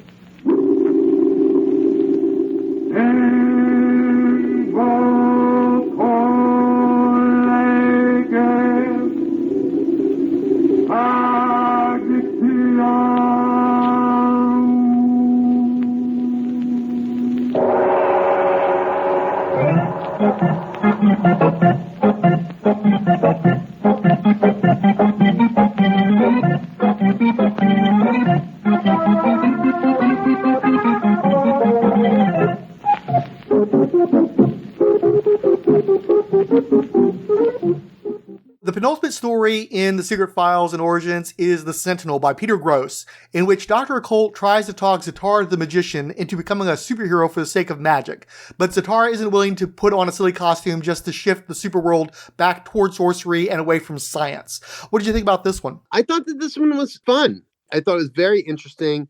I love Peter Gross. I think he has just such a great way with words. I really enjoyed the ultimate take, and I love Zatara. I think that's great, and I love Zatanna. I mean, I love Zatara and Zatanna as how they work, and I love that Zatanna is sort of that evolution of Zatara, but I love that sort of fastidiousness that both of the characters have. And I thought that this was absolutely beautiful. I had the Treasury edition of Superman #1, which I don't think it had a Zatara story, but I think it had an ad for Action Comics that featured Zatara. I always had an interest in that character. And then, of course, when you have things like Defenders of the Earth and you're seeing, is Mandrake Zatara or Zatara Mandrake? You definitely can see the parallel there. Yeah, well, yeah, and sort of that homaging of one another. They have a magic character. We need a magic character, too. Yeah, and if you ever read any of those classic Zatara stories, they are bonkers. If you like that Fletcher Hanks kind of gonzo type material, Zatara is very much your man at DC for that. Yeah, it's brilliant stuff. Be sure to listen over this same station to every episode of Mandrake the Magician. Mandrake the Magician is adapted from the King Features adventure strip of the same name. Hawkman was the third feature in Flash Comics #1, separated from Jay Garrick by Sheldon Moldoff's Cliff Cornwall, special agent, who disappeared forever after 17 issues. Hawkman was created by Gardner Fox and Dennis Neville, and in his first story had that giant hawk head mask that sat on his actual head like a hat.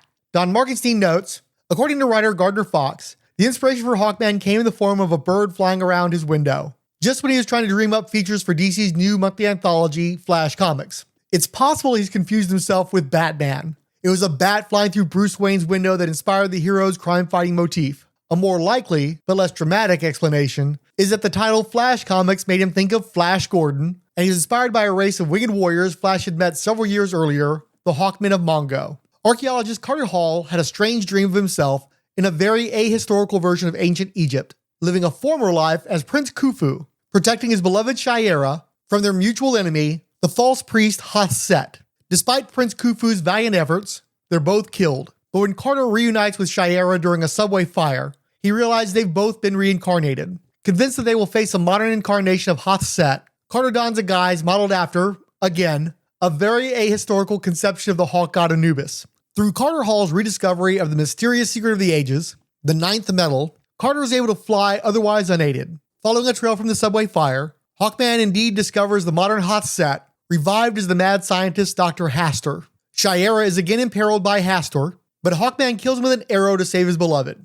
Hawkman, later joined by Shiera as Hawk Girl, continued to battle various menaces using their power of flight, knowledge across many lives, and melee weapons of old. Hawkman was the cover feature of Flash Comics #2, took a short break, then began alternating with Jay Garrick beginning with #7. This continued until 1948, when Hawkman's cover appearances became slightly more erratic, and he switched to a skin-tight cloth mask. That only lasted a few months, until Hawkman took the 104th and final cover in 1949. Meanwhile, Hawkman started his run in All-Star Comics from the first issue, co-founded the J.S.A., and I believe was the only hero to appear in all 57 issues before it switched to an all-Western format in 1951. He was still present when All-Star Comics was revived in 1976, though he missed an issue before it was canceled again in 1978. After the Golden Age, Hawkman was gone for over 12 years, but resurfaced with the rest of the Justice Society, first in 1963's Flash number 137, then again a couple of months later in Justice League of America numbers 21 through 22, Crisis on Earth 1 and Crisis on Earth 2,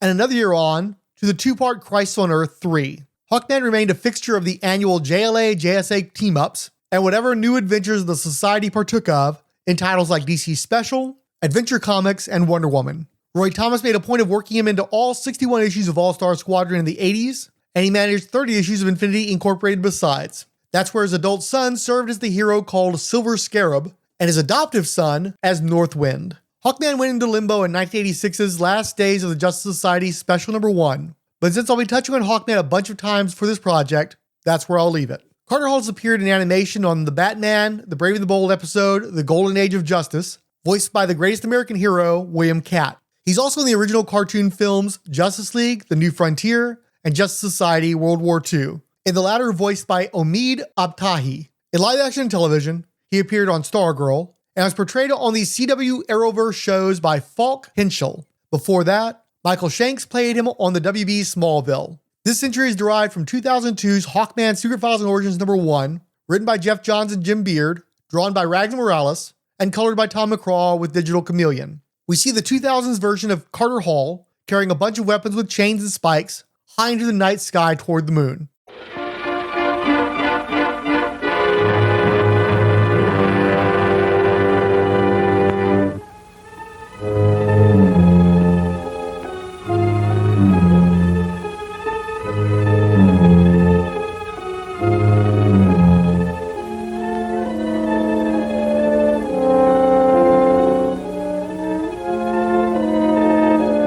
What do you think about this secret file? Well, first of all, you want proof that DC Comics was like lifting from Flash Gordon. Boom, Hawkman, right out of manga right here with a little reincarnation drama thrown in for good measure. But the thing is like, I love Hawkman. I think this is a great secret file. He's a warrior. He's a scholar. He's a guy who remembers every fight he's had across lifetimes. It's pure pulp, high concept fantasy. I was introduced to him on Super Friends. I had the Total Justice figure. I had the Superpowers action figure, which ruled. I even loved him on the Filmation cartoon with Skreel. I mean, and I love seeing him on the Baby Ruth commercial from the 90s. He's been everywhere, from All-Star Squadron to Infinity Inc., and DC just keeps throwing him in the continuity blender. But Carter Hall always finds his way back, winged, armed, and ready to wreck somebody's day, and I love that about him. Yeah, this is gorgeous. This is such the image you want to show somebody if you want to turn them into a Hawkman fan.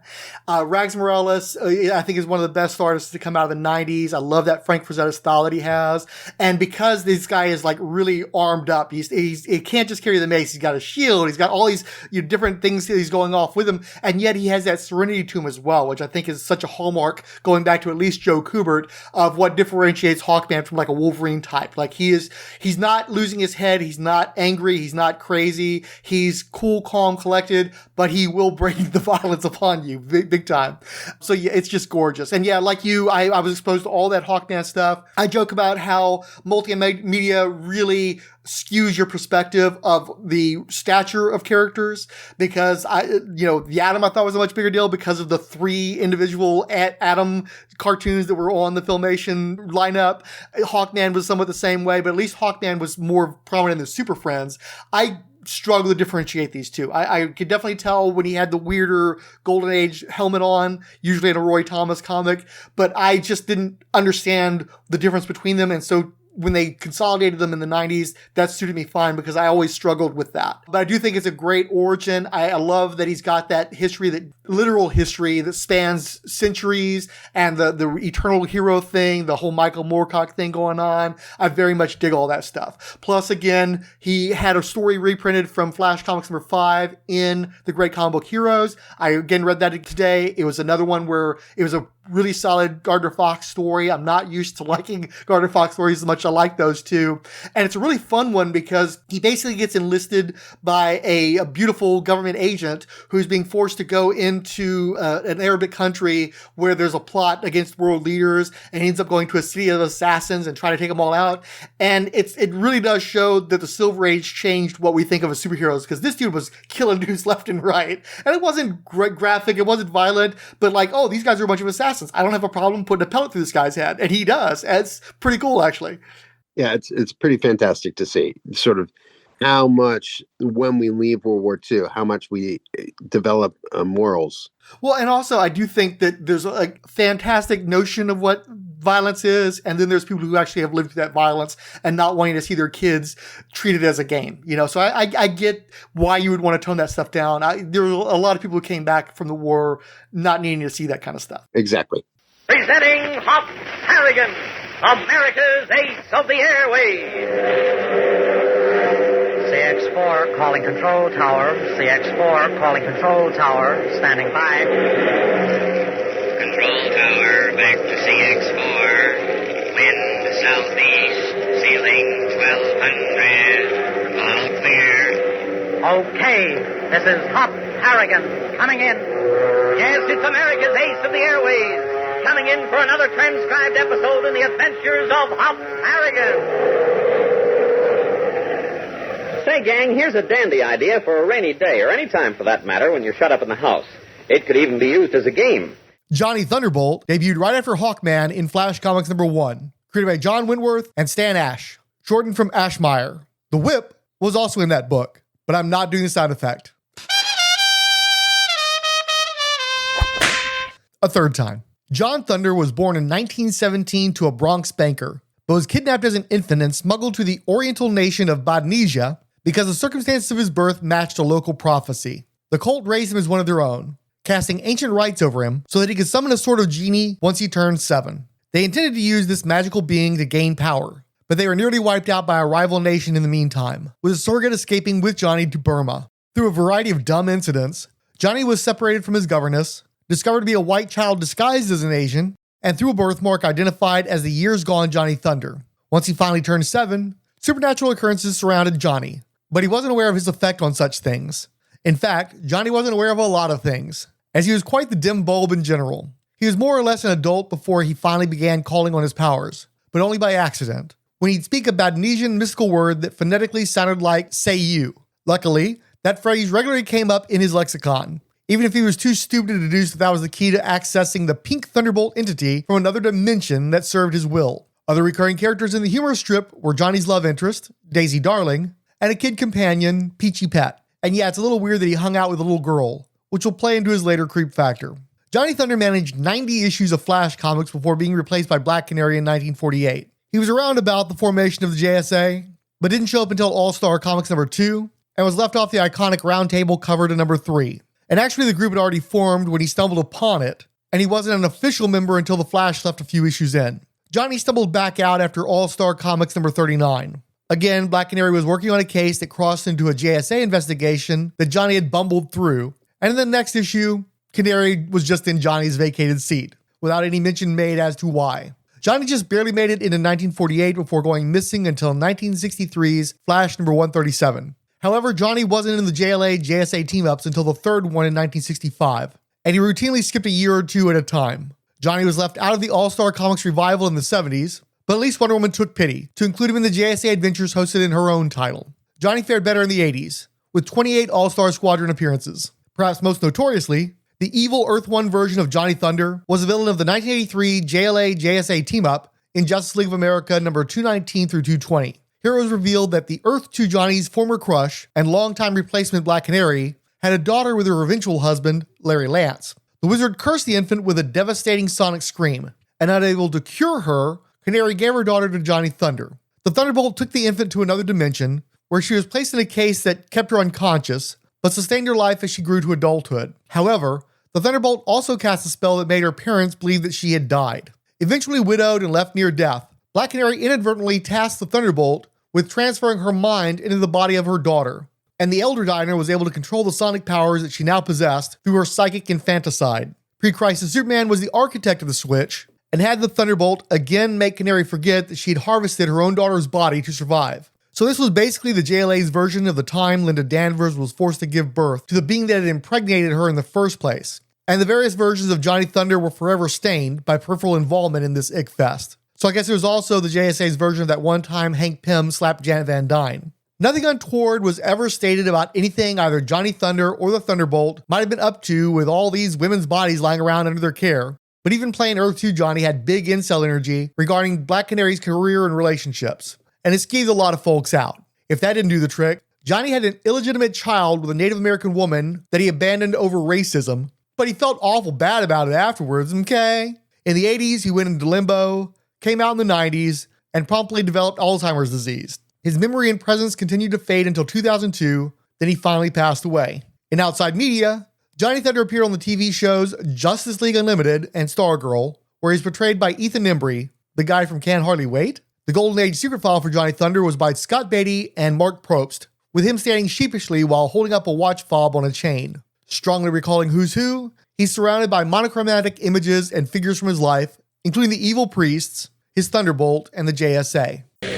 Gang, this is only the beginning of one of the weirdest adventures Hop and Tank have ever encountered. The mystery of the Wailing Witches. So whatever you do, don't miss the next episode. Tune in and fly with Hop Harrigan, America's ace of the airways. So long, Hop. We'll be seeing you same time, same mutual station. How do you feel about old Johnny here and the entry artwork? I love the artwork, but I hate Johnny Thunder so much.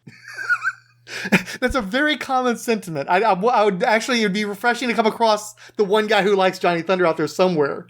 He's up there with Amazing Man and Sugar and Spike for me, like characters that some folks insist are charming, but have always been like nails on the chalkboard. He's like the guy who shows up to the party, spills his drink, and it somehow sticks around all night. He bumbles his way into the J.S.A. only to be like quietly replaced when everyone realizes that Black Canary is actually competent. And they always seem to forget it every adventure. His entire deal is stumbling into power he barely understands, like some sort of wish-making Forrest Gump, and that just never worked for me.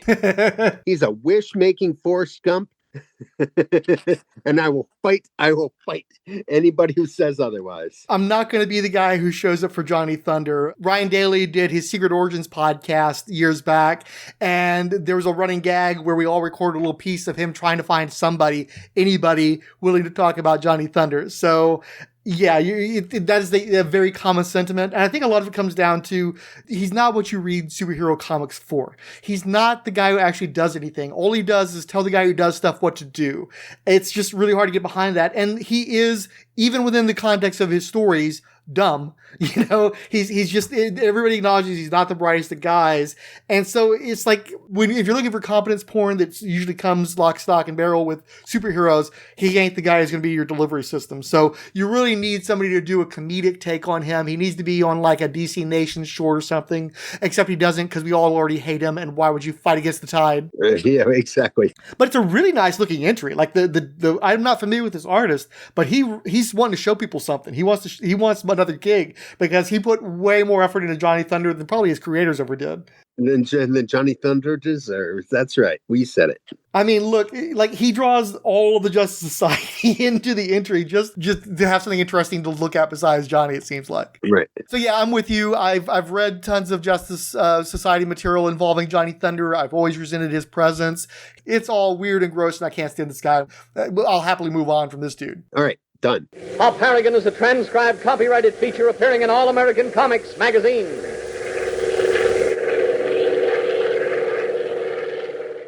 Where the Flash was at the forefront of super speedsters in 1940, Quality Comics countered nearly a year later with one of their own.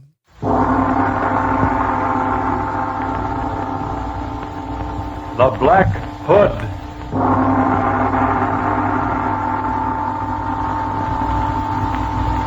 Criminals, beware.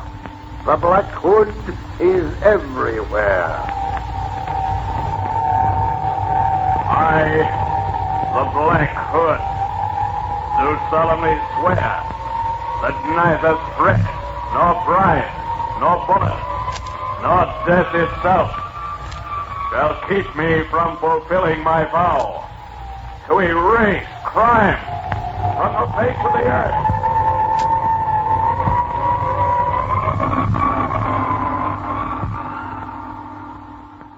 Quality Comics' Quicksilver was created by Jack Cole and Chuck Majujian for the November 1940 dated National Comics number 5. The cover declared Uncle Sam the star of the book, but gave a $half size blurb announcing Quicksilver with a little diving half-up figure. Quicksilver appeared in 69 issues of National Comics through 1949.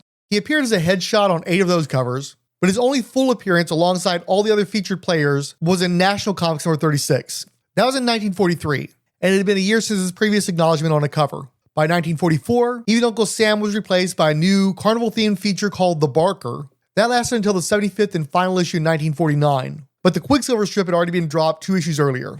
Again, reading from the Encyclopedia of Superheroes by Jeff Rovin, Quicksilver, Alter Ego None. Biography. Little was ever revealed about this crime-busting speed demon. Say that while busting crime, he moved at speeds which could be compared only by lightning, and was subtitled The Laughing Robin Hood. Comment. This character appeared for 9 years, never once being given an origin or secret identity. Why he needed a cowl was never made clear. He is unrelated to the Marvel superhero of the same name. Don Markenstein's Toonipedia adds, he lived with his young Chinese servant, Hu Mi, in a cave fitted out with living quarters and a chemical lab in Oakwood Park, which was located in an unnamed urban area. Why Quicksilver limped along in obscurity while most of quality superheroes had already faded away is a mystery, especially since the super speed part was dropped shortly after the Barker took over. In those later years, he was mostly just an acrobat in a funny outfit, lending a hand to the cops. Quicksilver disappeared until 1972, when one of his adventures was reprinted in The Flash number 214, 100-page Super Spectacular. The cover was by Nick Carty, who had drawn some Quicksilver strips in the Golden Age, but left him off this cover. Quicksilver supposedly appeared in All-Star Squadron, but I couldn't find evidence of that. He received a Who's Who entry in 1986, ahead of an appearance in the Young All-Stars in 1987, and again in 89. Quicksilver would be rebranded as Max Mercury by Mark Waid in the 90s, but he has a proper Secret Files entry that I'll have to deal with later, so I'm not going to get into that. Our reference for this entry is from Temporal Comics Heroes of the Golden Age Reference Guide number 5, published in 2021 with the help of Kablam Printing. The entry was written by Julia Lai and colored by Mort Todd. The art is again by Chris Malgrain, colored by Darrin Wiltshire. It offers a grinning Quicksilver running toward the viewer, a speed trail behind him, swinging his arms wide and high in his sprint. Be sure to listen tomorrow for more thrilling adventures of the Black Hood.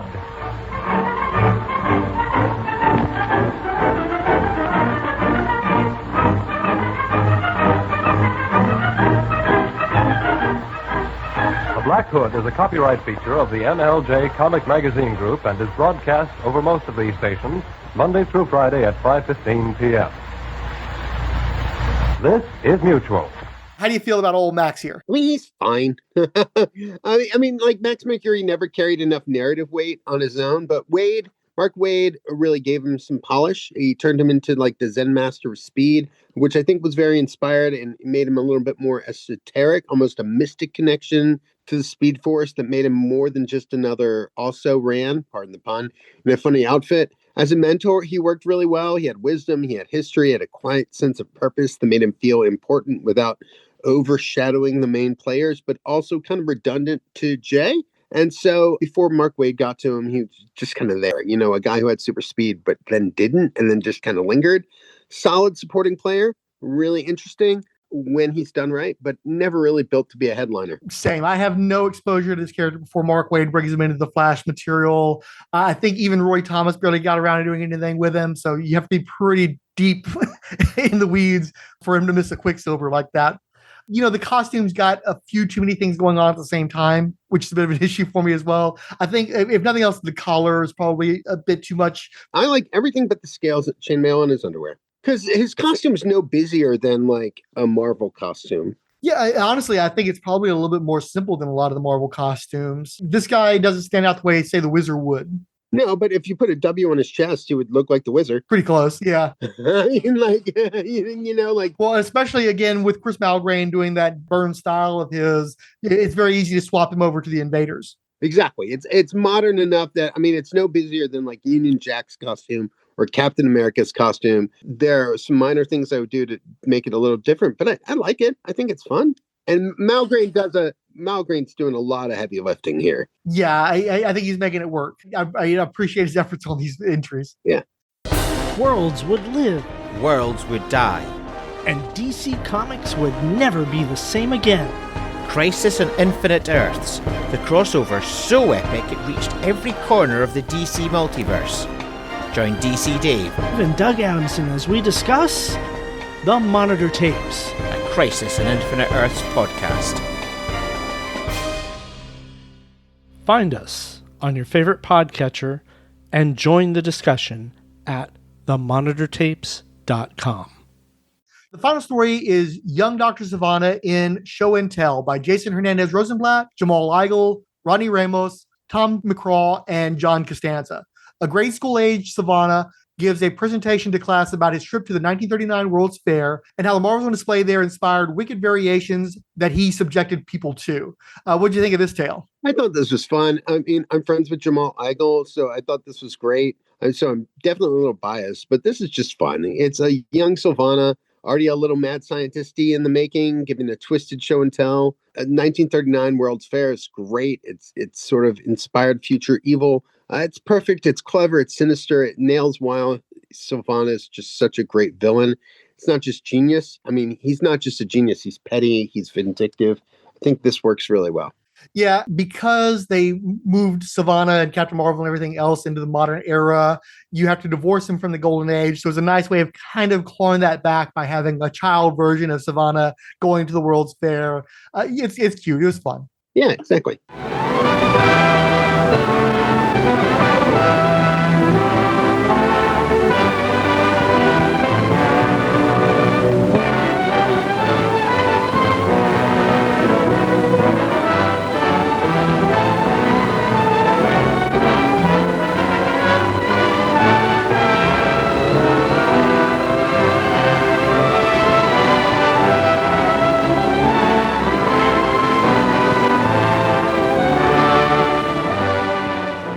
Quicksilver might have been the last notable superhero introduced in 1940, but that winter, a new concept in their groupings closed out the year. The Justice Society of America were the model for all superheroes that followed, but especially the Justice League of America, which more or less matched the team member for member with the Silver Age incarnations of the serving Golden Age heroes. The original 8 cover featured founders in left to right order are the Atom, the Sandman, the Spectre, the Flash, Hawkman, Dr. Fate, Green Lantern, and Hourman. However, their names are also on the cover, listed in a different order, headlining Flash and Green Lantern, and ending with a 9th member, Johnny Thunder. In the first story, Johnny is actually cursing a newsstand full of comics featuring J.S.A. members, wondering why he wasn't invited, and bemoaning how no one ever thinks of him. But then Dr. Fate literally ran into him on the way to a meeting and invited Johnny along. Even though the cover claimed the comic would feature their first meeting, that clearly didn't include their foundation. And anyway, they just stand around recounting solo adventures to each other. Partway through, the original Red Tornado, Ma Hunkel, briefly intruded upon the meeting. However, she was openly mocked and beat off in a hurry, leaving her pants caught on a windowsill. Of the DC Trinity, Wonder Woman was in most of their adventures, while Superman and Batman were in very few, likely owing to them already forming a trio with Robin in World's Finest Comics. Also, Wonder Woman was part of the same publishing imprint as the J.S.A., All American Publications, while the other two were at National Periodical Publications. The J.S.A. had adventures until 1951, often outliving as a team the individual strips of the members, and the fading of the superhero genre overall after the end of World War II. The Golden Age DC heroes started popping up again early in the Silver Age, most notably in Flash Comics, but it was decided that they were on a different Earth in the multiverse that only influenced the main one. Getting rather long in the tooth for active superheroes, in 1984's All-Star Squadron Annual Number 3, it was revealed that many JSAers had their lives and vitality extended decades through exposure to the magical energies of one of their villains, Ian Karkull. The children of the not-so-aged JSAers got old enough to form their own group out of an abandoned movie studio in Southern California and dubbed themselves Infinity Incorporated. After Crisis on Infinite Earths folded all the multiversal Earths into one continuity, the JSA were the heroes of World War II who were pushed out of service in the paranoid 1950s and eventually got stuck battling Norse gods in a parallel dimension. But for now, let's just focus on where they were at in the Golden Age. Despite the various post-crisis retcons, the Justice Society of America's first appearance in their secret file is still listed as Winter 1940's All-Star Comics number 3. They were created by Gardner Fox, under the guidance of editor Sheldon Meyer, and I guess artist E.E. Hibbard designed the meeting table or whatever. They were in 72 total issues of All-Star Comics, including the 70s revival, plus 55 issues of the first volume of Justice League of America, 34 issues of All-Star Squadron, and 23 issues of Infinity Inc. In 1991, there was an 8-issue Justice Society of America miniseries set in the 40s, and the following year, a 10-issue, quote, ongoing series set after they returned from limbo. Many of them were put out of commission by Extant in the 1994 zero-hour miniseries, finally dissolving the original incarnation of the team after extremely long periods of both service and inactivity across 2 Earths, 2 versions of continuity, and over 5 decades of canonical history. The first Golden Age Secret File was written by Scott Beatty and drawn by Mike Collins and Bob McLeod. It's a 2-page spread of 15 top heroes and Johnny Thunder standing in a long row, looking down slightly on the viewer against the city backdrop. Can the vigilante solve the mystery surrounding these white horses? Is there an evil fate which threatens their present owners? Don't miss Mystery of the White Horses, the second thrilling chapter of The Vigilante, at this theater next week. Just to say, I think this is a nice little 2-page spread. You know, you want to have a good, clean shot of our heroes, and it's kind of nice when it has that retro quality to it. So I think they did a good job here. Oh, yeah, and I have a lot of complicated feelings about the J.S.A., but I really love the way that this looks. I think it looks very heroic. I think really the J.S.A. is the foundation of every superhero team that followed. They've always been hard to get right consistently, especially as the decades pile on and the concept of aging superheroes gets messier. But I think some writers have really leaned too hard into nostalgia, while others try to modernize them so aggressively that they lose what makes them special. But when the JSA works, when they're done right, there's nothing like them. They embody pure joy and exploration and integrity, sort of the larger-than-life optimistic heroism that feels increasingly rare. And I think we need more of that, more heroes that fight tyranny and oppression, not just warriors, but as symbols. Yeah, I dig the Dave Gibbons quality to the artwork here, and it has a tendency to recall Watchmen and the Minutemen and sort of tying them into that, since obviously they were influenced on that concept. My first introduction to the characters was from 1975's famous first edition number 7, which I've already referenced repeatedly. And I remember looking at that cover as a kid and thinking, what a bunch of dorks. Like the colors were so gaudy, they were so weird looking. I just had no interest in picking up that Treasury edition. I saw them again in 1983's All-Star Squadron number 24 and DC Sampler number 1.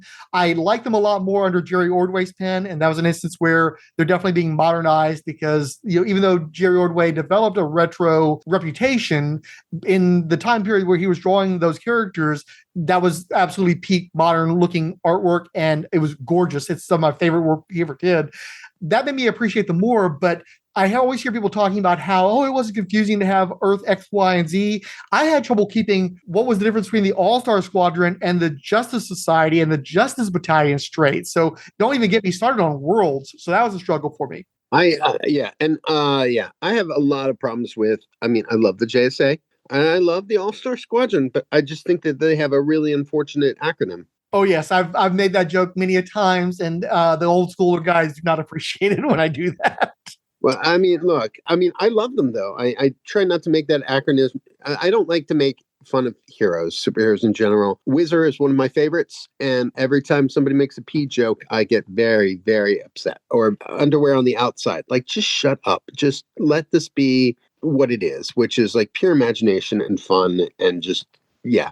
So, but I love the All-Star Squadron. I think they're great. I love the Justice Society. I think they're fantastic. I try not to inject puerile jokes into this stuff. I think it's fun to just be larger than life and fight for something that's right. I do like, though, that they are heroes from a certain time. I like that these are people from the 30s. This is how you dress in the 30s. I mean, there's a global depression. If you're putting on, long johns or whatever to fight crime, just fight the crime. That's all I care about. But it sets them in a certain place and times, and you just from looking at them, they're not meant to be modern characters, and I really enjoy them in their proper setting. But I also like those retcons like that James Robinson would do. One of the things that really made me a fan of the Justice Society was the issue of Starman, where they're having to confront Ragman. They're still trying to do that Silver Age thing where it's like, well, we're good guys, we're just going to arrest you. And it's like, no, I'm a crazy serial killer. I'm just going to go out and do it again. Lights go out, and when the lights come back on again, Ragdoll isn't a problem anymore. And you don't know who did it. And later on, I think they changed that anyway.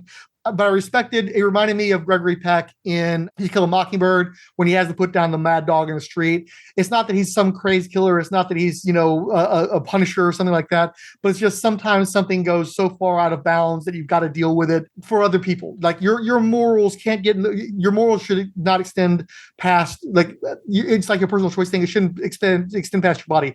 If you've made a moral choice that affects somebody else negatively, especially if you're a hero whose whole job it is to protect people from people like Ragdoll, then you got to step up, even if it's not something you want to do. You sometimes have to get your hands dirty. And I respected that the Justice Society were guys who lived in a time period where these guys went to war. They were soldiers. They had to deal with stuff that most people don't have to deal with, and they had to make choices that most people don't. And they didn't change them fundamentally in the sense of they are still moral, they're still good, they're still going to do their best to find the most right, just, and peaceful way of dealing with the problem. But also it comes down to it, they will go soldier on you. Just like that's another reason why I always love Captain America. It's like they have the judgment to know when it's time to do that. And they have a little bit of more of an old world mentality about that sort of thing. And as somebody who never embraced the Silver Age, I respected that about them. And that's what really started to turn me on and recognize how human they are, and how, despite the gaudy outfits, how much more relatable they were to me than a lot of the guys who have much more power, far greater abilities, far greater impact on their worlds, and then just choose not to do something with that. These guys are giving their all. I respect the heck out of them for that. Yeah, so for me, I mean, I'm still very much a heroes don't kill kind of guy. But one of the things that I learned is that you can do a lot more worse things to people than killing them. So, often you would see people like, well, I didn't kill him, but you lobotomized him, or I didn't kill him, but you threw him into space for eons. And so in a way, there was a lot of there are worse things than death. And I really appreciate learning that and seeing that in so many of my stories, because I think that there was a lot of integrity that these characters brought to what it is they did. And as much as you can say as propagandized and racially insensitive and culturally insensitive some of these World War II books were, and the modernizations less so. But war is complicated, and people dressing up in gaudy outfits to, in a way, distract from the Great Depression and how dire things were, and how awful things were. Just like jazz music, comic books help lift people's spirits. So when I think of colorful superheroes, I think of the Andrews sisters. I think of how is it that we were motivating people while we were starving them with rations, and they were hearing constantly bombarded on the radio by everything and how bad it was, and people were just fighting to stay alive. These were opportunities for people to really, I think, thrive and lose their imaginations into something really totally different. Yeah, it gave you hope that we weren't going to just stay in this state, that we were going to fight our way out of it. Exactly. And Justice Society of America is very, very much part of that, social engineering quality of the comic books, where it's like, let me show you the way that it could be, and let's all work toward that and make this a better world. And I love them for that. Yeah, well, that's actually one of the reasons why I love the old Superman radio show, right? Is that there was always a morality to it. My mom always used to say the reason they call it radio programming or television programming is because they're programming you with the values that they want you to take away from the show. So all these little passion plays, morality plays that played out in the radio where Superman would kids, those were really important values because we were living in a world that was constantly making people doubt their values and doubt their community and then doubt their sense of purpose. And that's something that I think we have to reckon with. Is since the 70s, I think there's been a disillusionment in institutions and an assumption that we don't need to find an empirical truth.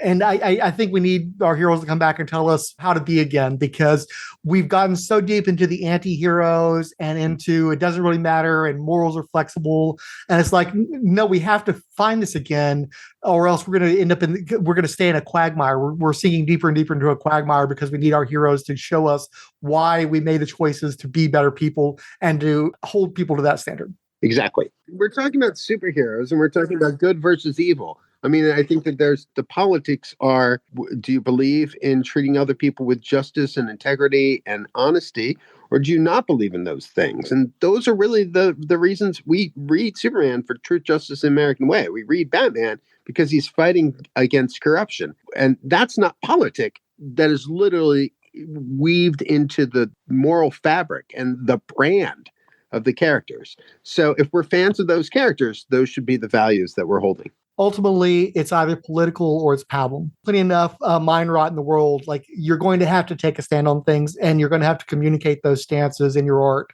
Yeah, exactly.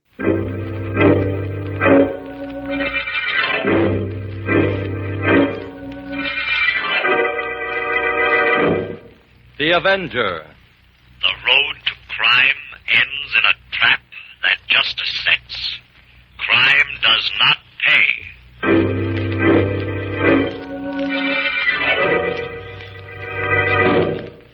For our final entry, the Injustice Society of the World were very much not the first supervillain team, created by Sheldon Meyer and Bob Kanigher for 1947's All-Star Comics number 37. The Seven Soldiers of Victory had formed to combat a new villainous group, and of course Captain Marvel faced the Monster Society of Evil, plus there were bunches of other, smaller villain team-ups. However, the Injustice Society's first cover is among comics' most iconic. While the J.S.A. are bound to a wall in the background, a map of the United States is literally carved up by the Gambler, the Brainwave, Vandal Savage, the Wizard, Degaton, and the Thinker. Quite simply, they were a bunch of bad guys banded together to take out the J.S.A. and conquer the world. They tried again in 1948, laid low, then resurfaced in the 1975 JLA-J.S.A. annual team-up. The following year, they fought the J.S.A. and their young auxiliary team, the Super Squad, in the All-Star Comics revival. Weirdly, they were also part of the 1980 JLA-J.S.A. team-up involving the Fourth World properties.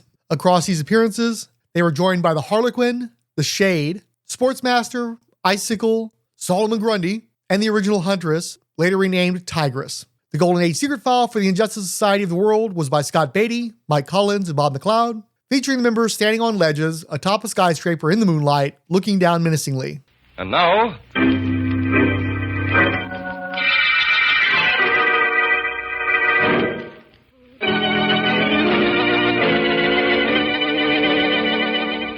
All characters, names, places, and plots used in the Avenger program are fictitious. Any similarity to persons living or dead is purely coincidental. This is a thought, a thought, a thought. Remember, listen for another adventure of The Avenger.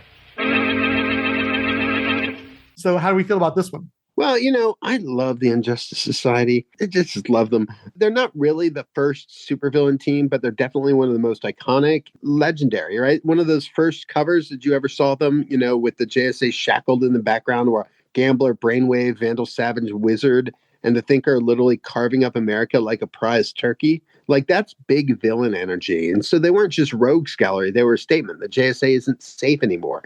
Whether you saw them in the 40s or the 70s or the 80s, characters like Shade and Grundy and the Huntress or later Tigress, they had so much depth, and you got to see them generationally in things like Stargirl and in Young Justice. And they might not have technically been the first villain team, but honestly, one of the best. Absolutely. Yeah. I love that cover. It's one of the most iconic comic book covers ever, period.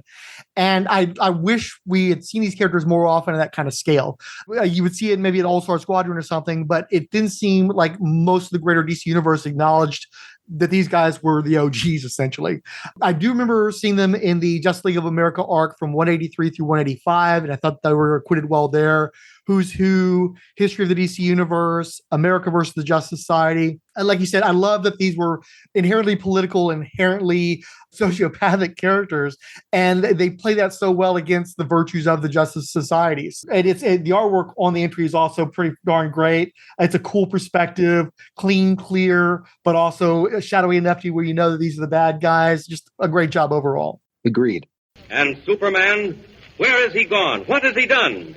For the next installment of this thrilling new radio serial, tune in again tomorrow, same time, same station. And in the meantime, here's a final word.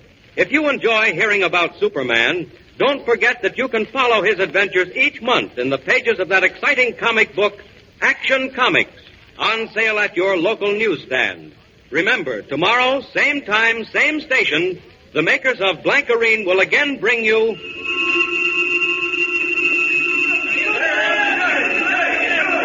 Up in the sky, look! It's a bird! It's a plane! It's Superman!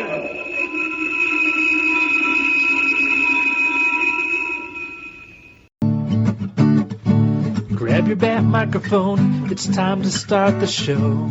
Welcome to the Bat Pod, a Batman comic book discussion podcast. What are you doing? That's my line. I'm starting the show. I was waiting on you. We're starting the show. I'm the one that says that. You're my new co-host, where we talk about back issues of Batman, could be in Detective Comics, World Finest. Could we do some Shadow of the Bat and maybe some Nightwing, maybe some Batgirl? Absolutely. Can we also define where my co-hosting parameters start and end? I can't start the show, but I can definitely co-host it. Well, maybe we'll let you start the show. Okay, at least I get to pick one of the books we're covering on each episode, and you can pick the other? Absolutely. Can I close out the show?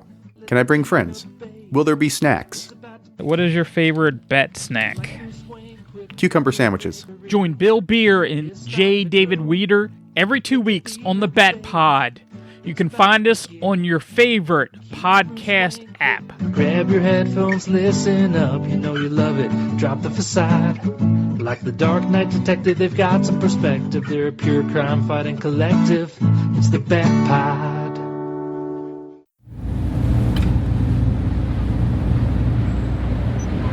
My meeting with Agent Peyer after his seminar had been productive.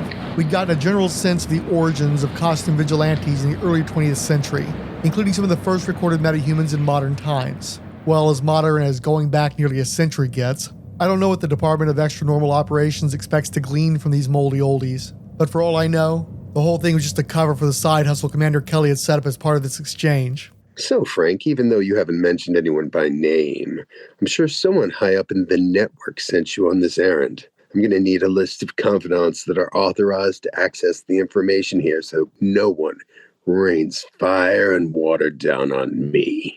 Of course, let me share this confidential communique with you. Alex O., Angry Viking Press, Anthony J. Hood, Ascani Sun 22, Ben Jedry, yeah? Between the Pages blog, Billy Hines, Comics Enabler, Brad Dade, Chris A. Field, Otherverse Games, Christopher Irving, Dave's Comic Heroes blog, David Galayer, DC Dave, DC Special Cast, Derek W.C., Dr. Ange, Esme Gray, Gene Hendricks, Hicks, the irredeemable Shag, who noted, Rob Kelly and Shag, a pair of buddies? Aha, there is your proof, folks. Diablo Frank has clearly never listened to the show. He just comments on the characters without listening. James Figueredo, Jarrett Keene, Jay Campbell, Jim Imbruglia, SCTV Forever, Justice Society Presents, Justin Steiner, Kay Fabian, Keith G. Baker, Longbox Review, Mark Baker Wright, J.B. Blackrock, Mark Gray, Matt Anderson, Matthew Petz, Maxo, Michael, who noted, looking forward to this. I have quite a few of these, covering Superman, J.L.A., Young Justice, Aquaman, and events. Mike is almost sure he exists. Paul Sharkey, Plovey Love, Quantum Suffering Forever, Rob Krieger, R.J. Rosenkind, Ryan Smith, Sean M. Myers, Krypton Kylie, Silverman on Security, Stop, Let's Team Up, Gallifrey's Most Wanted, who noted, Frank, I'm excited to see this is coming soon. If you need a guest sometime, reach out. I love a Secret Files. I will be listening when the first episode drops. Cam Hardy, Teal Productions, Thirsty's New and Used, and Ward Hill Terry. Now that we've revealed our Secret Files, it's your turn to give up the goods. Let us hear your thoughts. Share your opinions by recording an audio file that we can run on the air, or write an email to rolledspinepodcast@gmail.com. Leave a comment on the Rolled Spine DC Secret Files podcast devoted WordPress blog for this episode, or maybe on the Tumblr gallery. Tweet at Rolled Spine, or skeet at Diablo Frank on Blue Sky. I'll be honest, I never had the password for our moribund Facebook page, and I never check reviews on Apple Podcasts. So you'd be better off tossing a note in a bottle into the Gulf of Mexico if you ever want me to read it. Good deal. The network has a lot of allies here at the Dome. So with resources like these, I shouldn't have any problems making inroads. Oh, and the U.S. would greatly appreciate your assistance with that delicate matter involving the rogue agent. I know that he was already persona non grata with Checkmate before this all went down, but I'm hoping your past relationship will count for something. Of course he's a friend. I'll do whatever I can to clear this up. At least Max or Lord isn't an issue for us anymore. On the plane back to the States, I cracked open the dossier on the next leg of my assignment. File marked, DC Universe Legacies, number 1. A report authored by Lynn Wein and a pair of Kuberts. Already a little twist on expectations, since there were no secret files originally associated with this folder. Now I have to wonder if Rob also slipped these 10 new entries into my briefcase, which made me again reflect on the past few days, beginning with my farewell to David. So that's pretty near a wrap. Let's talk about what our favorite files were. Oh, man. I think my favorite file, it's hard to say, but it's probably Blue Beetle, because I absolutely love Blue Beetle. And probably followed by the Sandman, which is not technically a file, but really sort of gives you everything you need to know about what I love about Wesley Dodds. Yeah, I tried to make sure that we'd find the right combination of art and reference material so that we could expand our scope. And that was a perfect example because Matt Wagner just hit it out of the park. Gorgeous image. Also, thankfully, those cards were elongated, so it actually looks more like a comic book image anyway, and specifically like a secret file, since they tend to be more narrow to accommodate the text. That's definitely one of my favorites, about my absolute favorite, but that Rags Hawkman is given good competition. It's not constructed as intricately, but it's just a gorgeous rendition of the character. Yeah, absolutely. And were there any particular promos you wanted me to play? I don't have any promos. I have nothing. David, tell the listeners where they can find you on the internets. Oh, so I'm mostly on LinkedIn, where I write articles about video games and narrative design and comic books. So you can find me on there. You can also find me at David Gallagher on Blue Sky. And if you're looking for my comics, they're available wherever the best graphic novels are sold. So hit up your favorite local shop or bookstore or digital platform and dive in. Thanks again for showing up. And again, you're the right guy for it, because like folks need to be looking at the internets to find you when you talk about the Justice Society versus the Invaders material. Yeah, and people can find me right on LinkedIn, and I'll be linking from Blue Sky whenever. So like that first week of April when this episode goes live, I think people can find me and they can read about my take on the Invaders and the J.S.A. And also, if you go to the blog post for this episode, I'm going to have a link to all the different people participating in Justice Society, J.S. April. So if you can't find him on your own, come see me, and I'll make sure you get there safely. And thank you so much for having me, Frank. Thanks so much. It's been a pleasure. So thanks to everyone for tuning in. I've been Frank. I've been David Gallagher. And as always, we leave you with the question for the next episode. Do you want to hear a secret?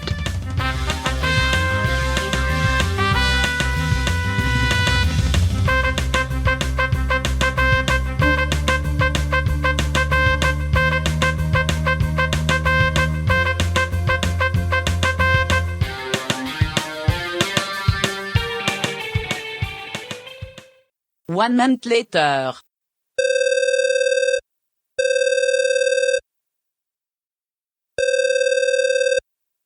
Department of Extra Normal Operations, Agent Moore speaking. Hello, Ed. This is David Gallagher with Checkmate. I'm calling to discuss that issue Frank reached out to me about.